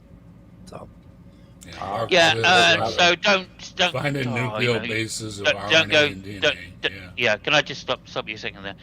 Don't go timing out no clip. He's probably I didn't quite time away. him out. I just deleted his message because he used a slur. Okay, that's good. That's good. That's good. I'm just going to make a point quickly, which is he's probably quite away. I'm just going to make a point. I'm just going to make a point, which is to say he's probably quite some way behind in the video. So anything he puts up, it could be just. It doesn't have to be related to what we're currently saying. That's all. Yeah, I didn't time him out. I never timed nobody out, but I did remove his comment because he had a slur in it. So. Yeah. We don't need any of that stuff. Next time, Easy just on the stuff. Yeah, easy on Right. the slurs. Yeah, Yeah. but that's Saying fine. that literally, that the evidence that they have for the origin of life or the origin of the universe are completely hypothetical and not really based upon science. You know what they're mostly based upon? What? Trying to get away from the fact that all of this stuff seems designed intelligently. And by You should Does he not know stay that a trip science to the starts with a doctor, Jay, hypothesis? sometime. Yeah. Dear, I love it. I'm going to the doctor about my problems, and it doesn't seem designed to me. I mean, and Tell you if anybody's getting away from science, it's somebody who says, who is a science denier, and thinks that life got here, or Adam and Eve were created from the dust Right. through God's spoken word. Well, not Eve, obviously. The I natural suppose Eve laws, as well. they tend to play out as they do. I mean, that's my problem. I mean, it's a neutral problem, really. I mean, God or no God, it doesn't seem to make any difference. It might make you feel better or whatever, but you just look at things, and that's just the way that things are, right? With God or no God. So, show me the difference. Yeah. What is the difference in a God or a no God world? It doesn't seem to be any difference. So. Oh, Are you doing a stream tonight, Robin? No. Oh, okay. Because you No, like I to mean, do, like, didn't you do one where you stayed up all night? Like recently? Yeah, after sometimes I do one after they, but tonight my daughter has moved back from college and stuff, and I think she's gonna come over. She's living in my little house out back. Okay. She's gonna come over and watch a movie. I think so. If she decides she don't want to watch the movie, I might start one after a while. But Yeah. I have some other issues going on in Discord that I'm gonna have to attend to as soon as this is over. So Okay. Okay, so this letter is going to be interesting because I think that this particular person, I can't read it either. Objective morality false. So this guy's just going to start disagreeing with the shit he says, and he's going to completely ignore it. I can see. By the way, this is on display in the very next comment, but let me just say one more thing about this. This is the idea of abiogenesis. How did all of this stuff begin in the first place? So before we even get to how did vertebrate life come from invertebrates, we have to get to the place like, how did invertebrate life get here? The secularist, the naturalist, the atheist cannot tell you. But they do tell you that they can't tell you as soon as there was liquid water, that life seemed to take off. Yeah, and it's a hypothesis, right? So what do you mean by they can't tell you? They can tell you. Whether it's true or not is another matter, right? As you've already shown by your philosophical ignorance, you don't know the difference, right? You think that unless knowledge is certain, it's not knowledge. That's a terrible definition of the word knowledge or theory of knowledge that you're using there. And once again, as an atheist, you're just begging the question, because the question we're always going to ask you first is, how do you know God exists if you're going to ground things in God? Right? That's it. So answer that question first, then we can get on to what's a hypothesis and what is scientific knowledge. That's it. Another rant over. Thank you. Hey, Dave, I'm gonna go ahead and go because I've got something that somebody that's just like some kind of emergency going on according to them. So. Yeah. Oh, good luck. It's not an actual emergency, but they seem to think it is. We're gonna Is wrap it- this Discord up. emergency? We're gonna wrap it up in a Discord. little bit, anyways. Is So- somebody wrong on somebody's- the internet? Yeah, Yeah, somebody. I was yeah. going to say exactly that, Simos. I don't know, but there's Damn I don't you. know. I don't know what it is, Yeah. but they won't keep. They just keep messaging me. Oh, So. well, I hope it's not an accident. That's all. All right, I don't think it's nothing bad. All right, thank y'all. See you, Robin. Take care, Robin. Later, Robin. Lots Thanks, of love Robin. to you. Lots of love. And Dave, I got to get going myself. It's 7:00. Time for me to go watch some mindless TV. Yeah, I know. I was just looking at the time. Yep. Okay. We're gonna let him. We're gonna let him wrap things up. We're gonna give him a final say. I think you want to stay for this next little bit here, Mike. I think, don't you? Okay. Because he's Maybe. got something to do with objective morality. Oh boy. Have a Babies. sip. Deep Babies breath. are going to come up. Okay. The Christian does have an answer. So a Christian has a causal agent for abiogenesis. And abiogenesis may be a great word, but you know what an answer. even better word is? Delicious. If you want delicious food, you want to start cooking it at your own God. home, or you Oh want to my where you can goodness! actually Yeah, have stop that. there! Stop there! Bypass this Stop there! Exactly. Stop there! This is Stop my there. point. You don't. Yeah, let's just end it there because, like, he's clearly a grifter. He's a So, good have one. a plausible Yeah. answer to abiogenesis at all. And at least, even if you don't believe God exists, what you have to agree is that if God did exist, he would be a necessary causal agent for the beginning of the universe and the beginning of life. No, He goes on that and he doesn't says, follow. order came from chaos by accident. That Wrong. doesn't follow. That does not follow, right? God could have created the universe, right? And fine-tuned everything, and set it all going, and killed himself in the process. God doesn't have to be necessary for the continuation of life at all. I mean, all the creation of life, right? That doesn't follow. And if you think that non-determination is your position in philosophy, then it doesn't follow that just because God created the universe, life would exist. So, no, that's wrong as well. And with Right. all that fine tuning, why did he have to send a flood and kill everybody again? I mean, if it was so foresaw. fine tuned. Yeah, the foreseeing thing, the knowing all, the past, the present, the future thing. You really have a problem with it, and it's why.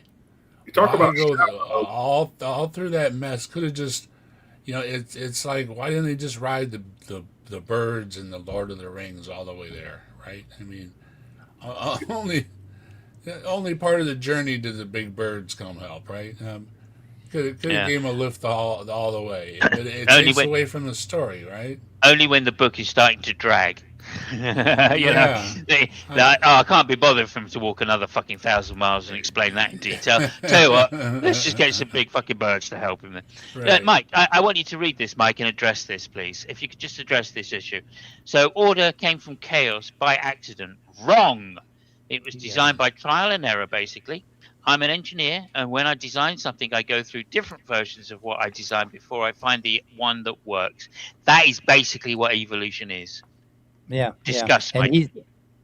he's going to say, "Oh, but you're an intelligent designer, and you said design, so you refuted yourself." Basically, that's how he's going to respond to this.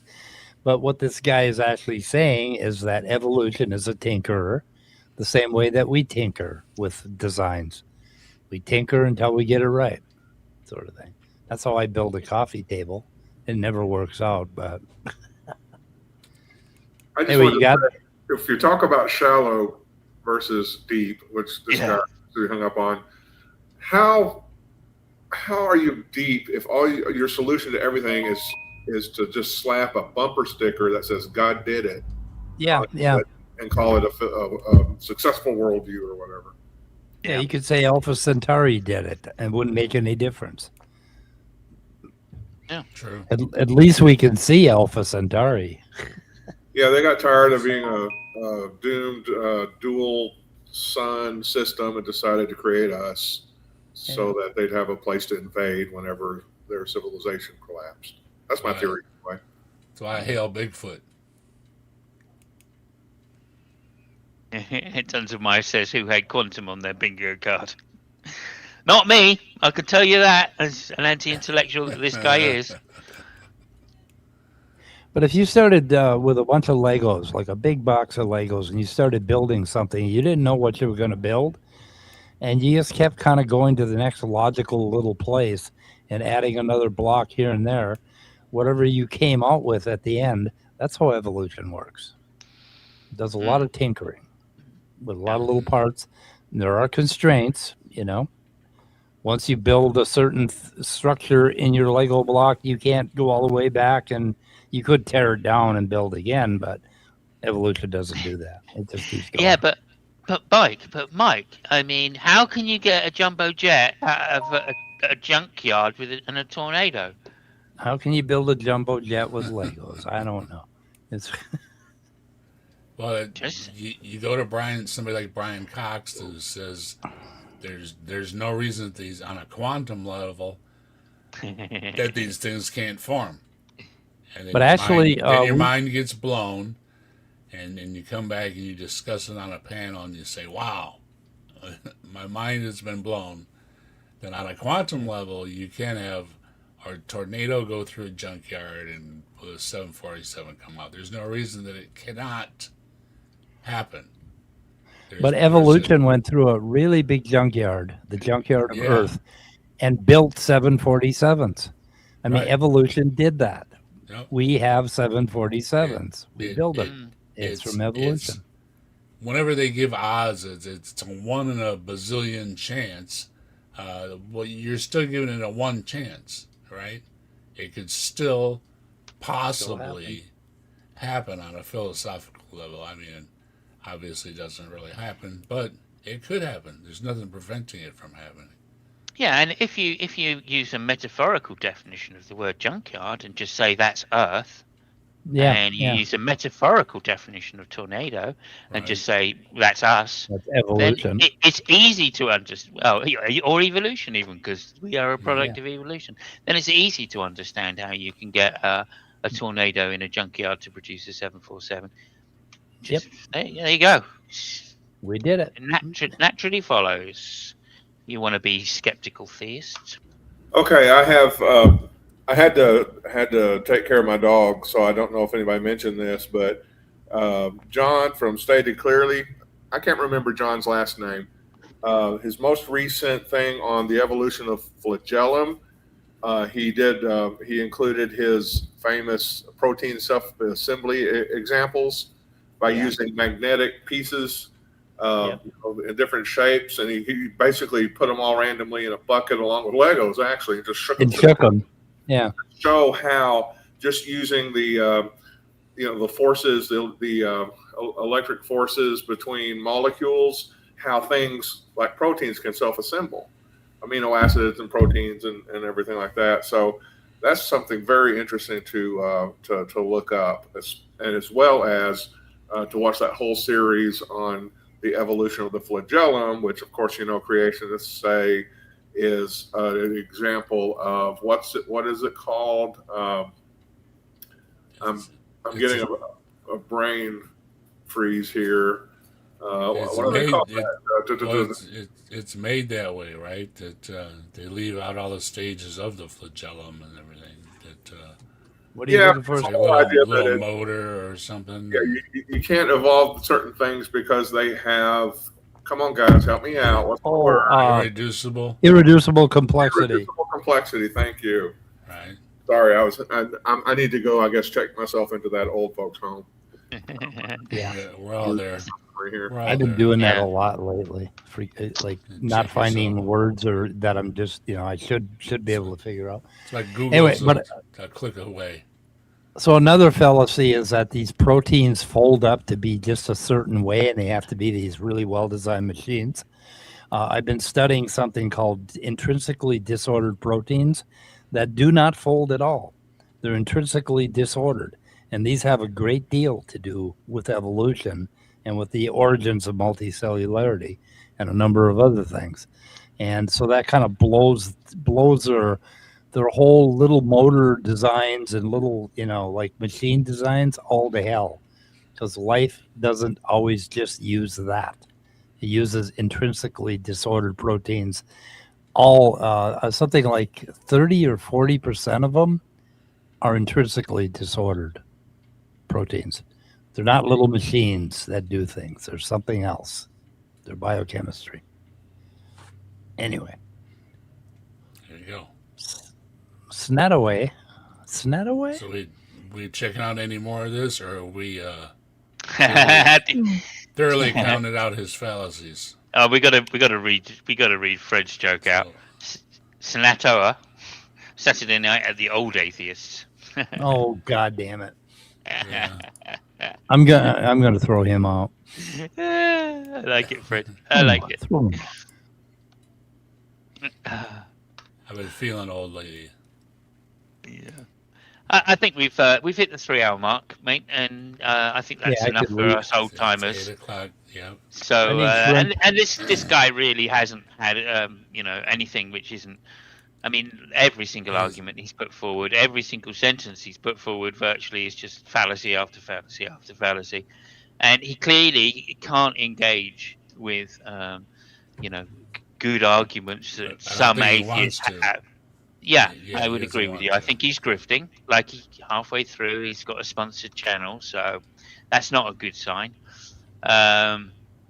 And also, I think that the fact he hasn't managed to find even one of the atheist arguments that he doesn't straw man or have a fallacy in just goes to show you that he's not looking very hard. Maybe he just has a very bad image and listening skills. For as far as atheists are concerned, maybe he's just never come across an atheist which is an expert in evolution or cosmology or whatever the topics are, right? And so therefore he's just assumed that all of the atheists that he's spoken to are experts in those fields, and because they get it wrong, therefore atheists must be wrong, which in itself is yet another fallacy. So yeah, all the way around, I'm afraid he's showing that ignorance is something which he's very strong on. Very strong on ignorance. Yeah. Pedophrix? Pedophrix? How do you say that? Pedophrixy? Mundaga. 500, 5,000, I don't know. Oh, shit. Play that music wide mode. Mike's always jamming. Yeah. What happens when chaos is entangled with order?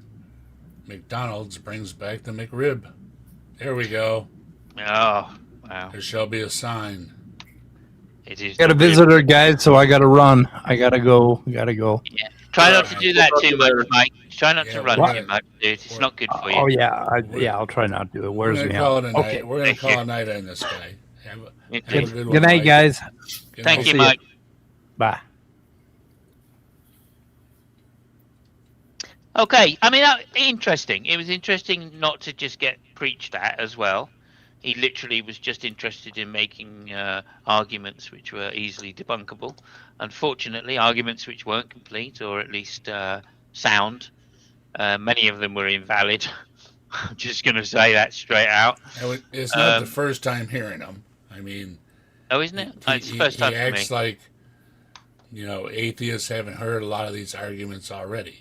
That's what kind of bothered me. And it's like, why do you think they don't believe? Because they've heard these arguments and they kind of, give you a side eye, right? Not so sure about this, right? Because, again, it doesn't make any sense for an all-knowing God to know that it's going to destroy the earth with the flood and all this. It's a lot of nonsense. Foreseeing all these things and letting them unfold, it's a bunch of nonsense. It's just, as things happen, they unfolded, right? And that's the way things were. So, I don't know. It's very, very, very weak arguments. Arguments that I've heard before. You're a bit late, roaming. Push the question back, not solve it. Yeah, well, unfortunately, that's epistemically very difficult to solve the question of ontology. So that's not something really worth taking in mind. If order is mind imposed, then your claim itself relies on real logical order. No, it doesn't rely on logical order. Logic is a descriptor, not a prescriptor. So that's false. Denial uses every coherence it tries to deny, making it self-refusing. I don't think you understand how words are used. I'm not even sure that that is an argument of any type. Sorry, are you thinking you can solve the Agrippa's trilemma? Because I don't think you can. And then this one's to globally, religion is rising via demographics. Western Europe is the outlier. Sure. Most countries are, well, actually, I wouldn't even say that. Do you know, I don't think that's necessarily true. China, for instance, is not a very religious country. If they do what they call religion in that country is more atheism anyway. It's like the Buddhists' version of atheism. So if you think that that is a religion, then yes, maybe. But of course, that's the most populous planet on the surface of the Earth. So put that together with Europe, and that doesn't necessarily mean what it says it is. But I would certainly grant you that atheism is a minority position on the planet anyway, just because of indoctrination. But then, you know, they can't all be true. So it doesn't really matter to me. Right? They can all be false, but they can't all be true. And I'm only interested in what's true. So I don't care whether you think that it is increasing or decreasing. Emergence borrows teleology from below. It does not manufacture it from nothing. Emergence borrows teleology. I'm not sure it does, but yeah, if you think it borrows the language of teleology, because that's how humans speak, but that's a totally different point. The Bayesian case cuts against atheism once you actually run the numbers honestly. No, it doesn't, Tom, afraid. Bayesian probability theory really relies on the priors, and unless you have some evidence for the priors, then you can't do Bayesian reasoning without us making assumptions. So yeah, you think it does favor that? That's because you're a theist. I think it doesn't. That's because I'm an atheist. And we would have to talk about the priors and why we give them the numbers that they do. So I completely disagree with you with your priors, and you don't have any evidence as to how you came to think that how you came to work out what your priors are. You've certainly got no evidence that the priors are against atheism. So no, I'm afraid you're just making an argument from ignorance if you think you're going to rely on Bayesian reasoning to show that God exists. Just the same as I don't rely on it when I'm doing work on denying God's existence through atheism. None of my arguments include Bayesian reasoning in that way. They're all a posteriori reasoning. Then none of them are a priori reasoning. And that's the problem with your Bayesian reasoning. And that's about it. Thank you very much for letting me just address all of those problems quickly. Cool. And what else is coming up over in the land of Simos? Oh, well, I mean, obviously I'm doing the, I'm going to be doing on Robert's channel, Skeptical Philosophy, and that's going to be on grounding and fallacies, and what theists get wrong about it quite often. I hope not to be strawmanning too much, but I probably will, at least for some positions of theism, mainly the unfalsifiable ones. So that's on the 21st of this month. Okay. So whatever, a couple of weeks away. On Monday, I'm going to be back to doing an F1 show on my channel with Fabio and Lucky. And this week we'll be doing the Miami Grand Prix. They're all in Miami right now. And I'm hoping the thunderstorm is not going to roll it too early into Miami to spoil the race. But apparently there's going to be a huge thunderstorm in Florida tomorrow. Yeah. So we'll see what happens. And I'm quite happy to talk to you one-on-one sometime if you want to go over to Missing Mods at some point or wherever. I might meet you, Roman Catholic. Yes, abduction needs priors, but likelihood decide P, fine-tuning conscious and moral facts given theism. Far exceeds P, the same naturalism. Priors alone cannot rescue atheism. That's your opinion, I get that. But we could talk about that at some point if you wanted. Every world verse uses priors and abduction. The question is, maximizes.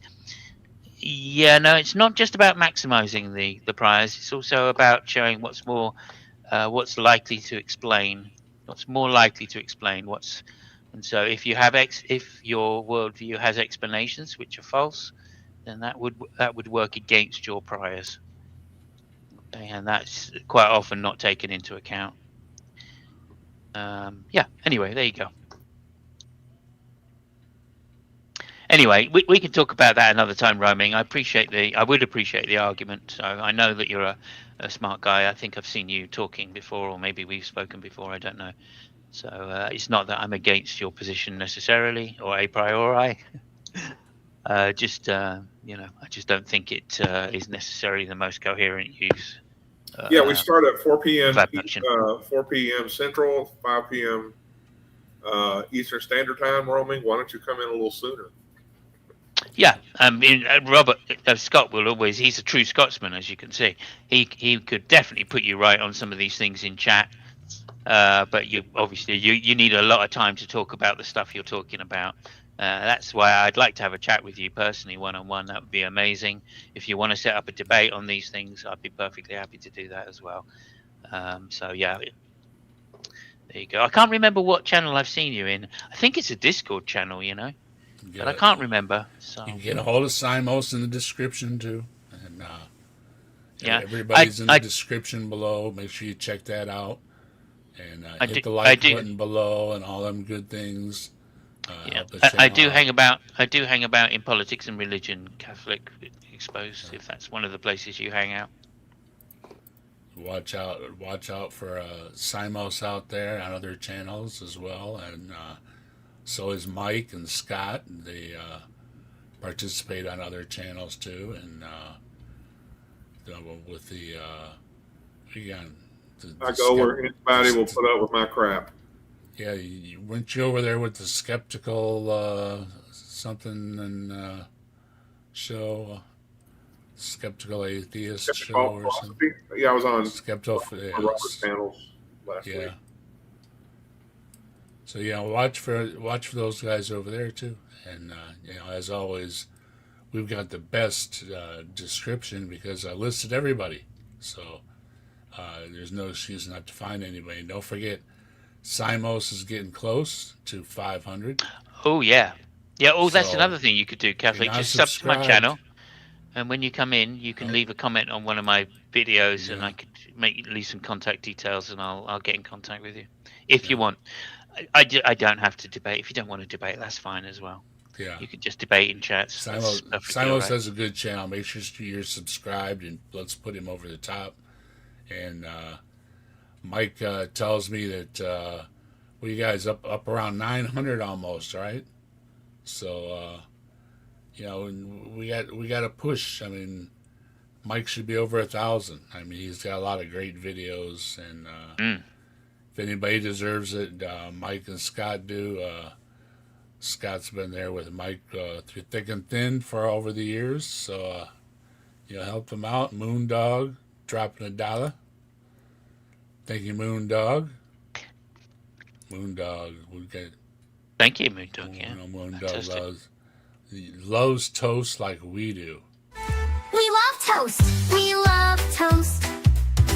We love toast. We love toast. We love toast. Absolutely. Thank you, Moondog. You rock.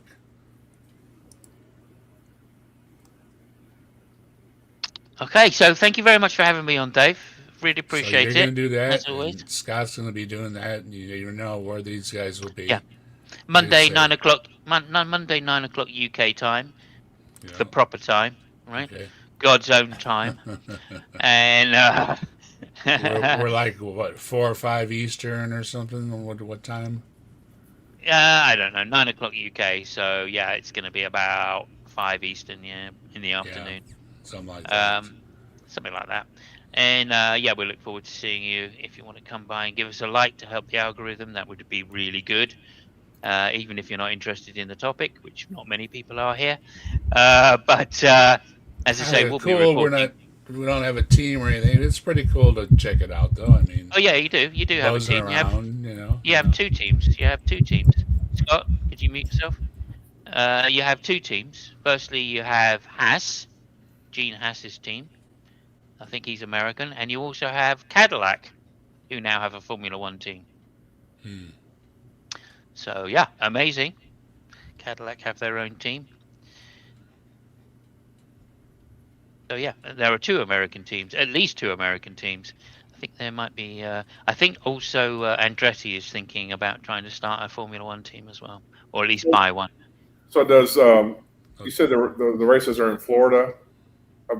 Tomorrow morning, yeah, Florida for me. I saw a thing where these organizations are giving travel advisories against going to Florida because of the governor's support of ICE and the directives to all the local governments who ICE without question or whatever, to where people coming from overseas to maybe attend Formula One competitions or whatever run the risk of being put in prisons, for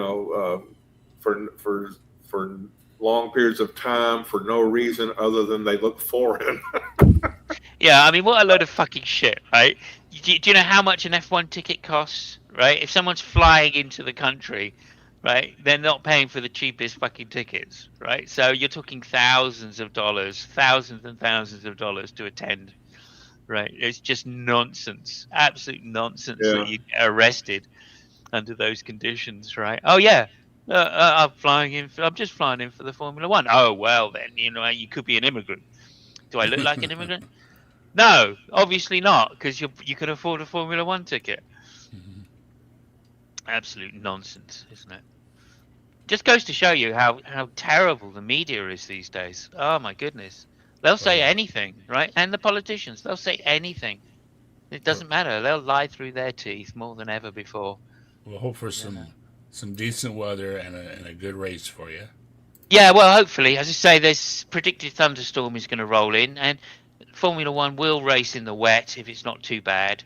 So they're also talking about moving the start forward. If the thunderstorm does move in early, then they'll potentially move. Simos, I hope you're using European weather services, because what was it? NOAA, National got defunded, so we get the shittiest weather forecasts. Oh no, you're talking. No infrastructure for weather.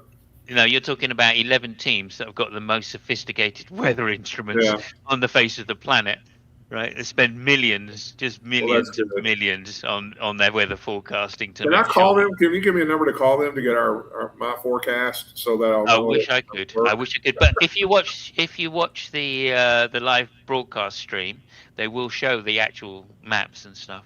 Cool. Yeah. Any final words on being convinced that what is it? Atheism is dying. Well, there may be a lot. Can you provide reasons that atheism is dying? I've looked at the numbers. I don't see that it's dying, and he's all giddy about it dying, like O'Reilly in the Spin Factor or something, and that's maybe the a vibe set of I facts get. you can show that would convince me that atheism is dying, or that atheism is unwarranted or something. But this guy does not bring it. He just waves his hands and tries to do commercials. So also not convinced. Yeah, what a load of bullshit that is, right? Atheism is not something that can die. It's a philosophical position. It can't die. Atheism can die. Microphone. Yeah, am I there still? Am I there? Yeah. You roboted a little bit. Atheism can die. Atheism can't die. Atheism is a philosophical position. That's not going to change. So that can't die. It's a stupid thing to say that atheism is dying. Right? Absolutely stupid. Atheists are dying. Of course, they're humans. We're all dying, right? Christianity is dying. So, no fucking problem. You know what I mean? But would I say Christianity is dying? No. It's a position you can hold in theology. It's never going to die. It's always going to be in the history books, so whatever. But there you go. Yeah, just a stupid way to frame something. It literally is a really daft idea, and to phrase it that way just shows ignorance on the grandest scale. Scott, any closing words on our guest tonight?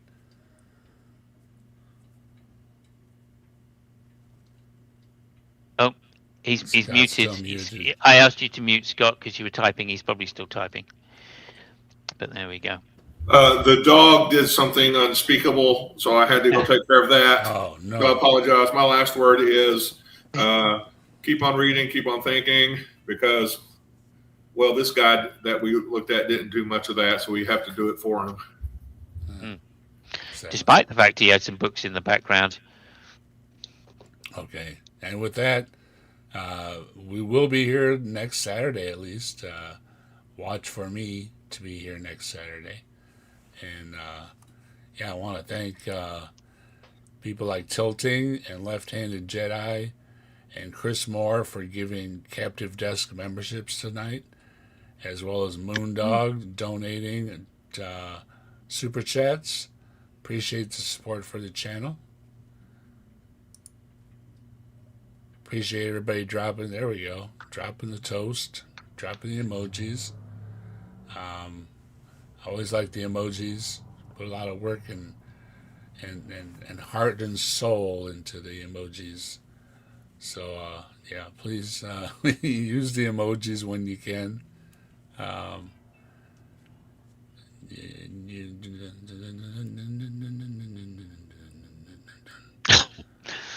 Yep. Oh yeah, we got Leovar of 88, something like that. Atheists do not think, and atheists do not think, and then you guys spew words with no logic. Nice. I don't know if you understand this, but just speaking a language which is intelligible is using a form of logic. So your own sentence refutes itself. Oh, okay. Oh my goodness. You can't make this stuff up. We're just having a little fun answering the questions that were laid out to us, and they seemed mighty old, mighty weak, and mighty rehashed to me. And he was very condescending to me, and it didn't seem like he really spoke to anybody. He just threw out a bunch of evil assumptions of us against them. And again, it's always Christian against atheist, and they leave out a large chunk of the world that's neither, right? And that's like a thing done on purpose too. It's it's a bothersome trend. So trend. It's if you have to straw man to win an argument, then it's no argument worth addressing. And I'm afraid he did that several times during this particular video. Where he failed to understand what evolution was, called it arbitrary just because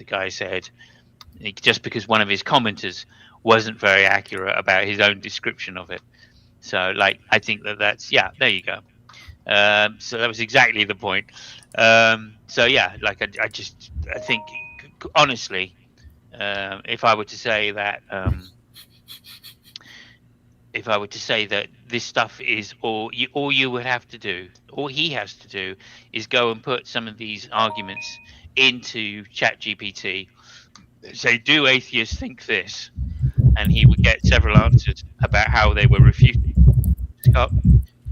He would get several answers. Yes, you are. That's all right, Ed, that's all right. But he'd get several answers as to how he's incorrect just by putting it into ChatGPT. He doesn't actually have to talk to a real atheist to do this. He just has to say, is this an atheist held position, or what do atheists respond to this particular claim? And then you'll pretty soon find out what fallacies you're making. But he can't even be bothered to do that. Why? Because he's got a channel which is sponsored and he's getting money. I don't know how many subs he's got. How many subs? Do you know how many subs that guy's channel's got, Dave?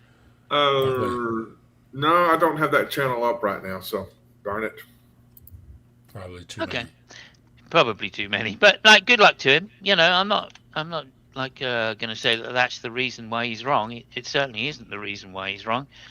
The reason he's wrong is because he just doesn't have either any evidence for his position or any good arguments which are shown to be sound.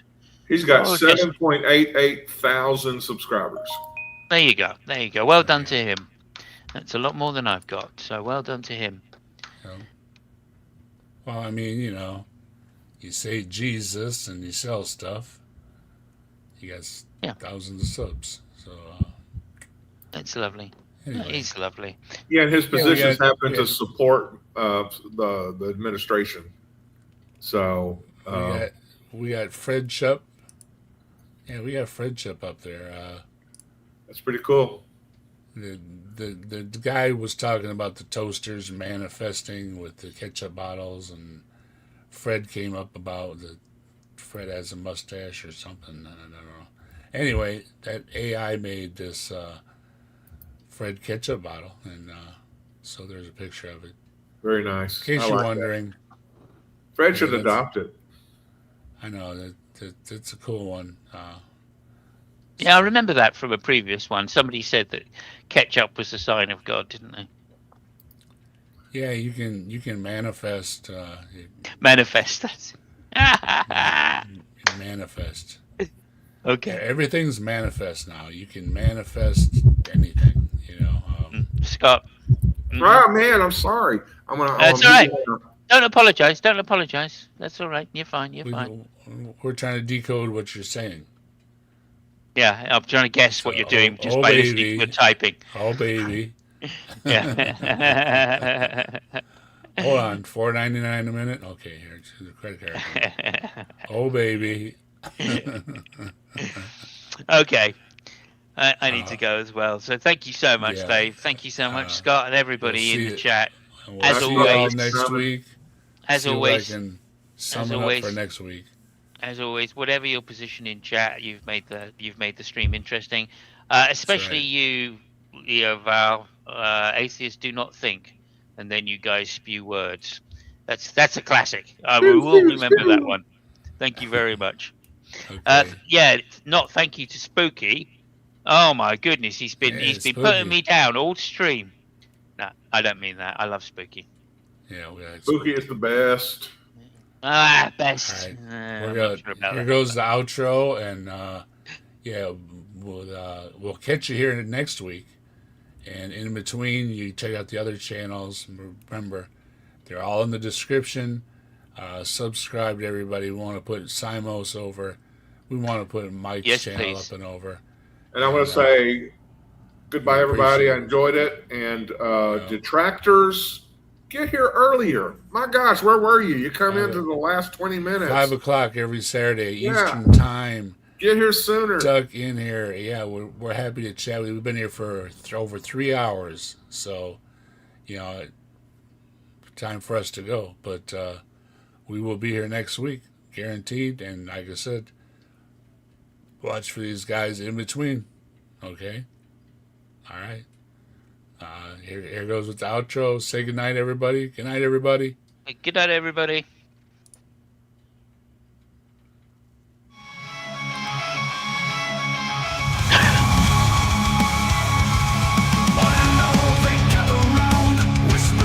Without a sound, history speaks in tales of lore, knocking at the captive desk's door. Legends live within these walls, silent echoes in the halls, books and stories on the floor, knocking at the captive desk's door.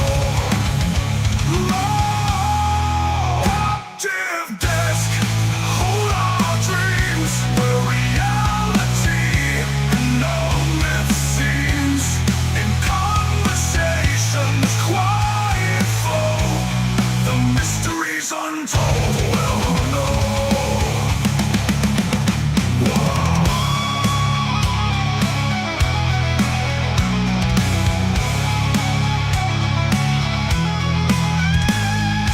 Legends live with within these walls, silent echoes in the halls, books and stories on the floor, knocking at the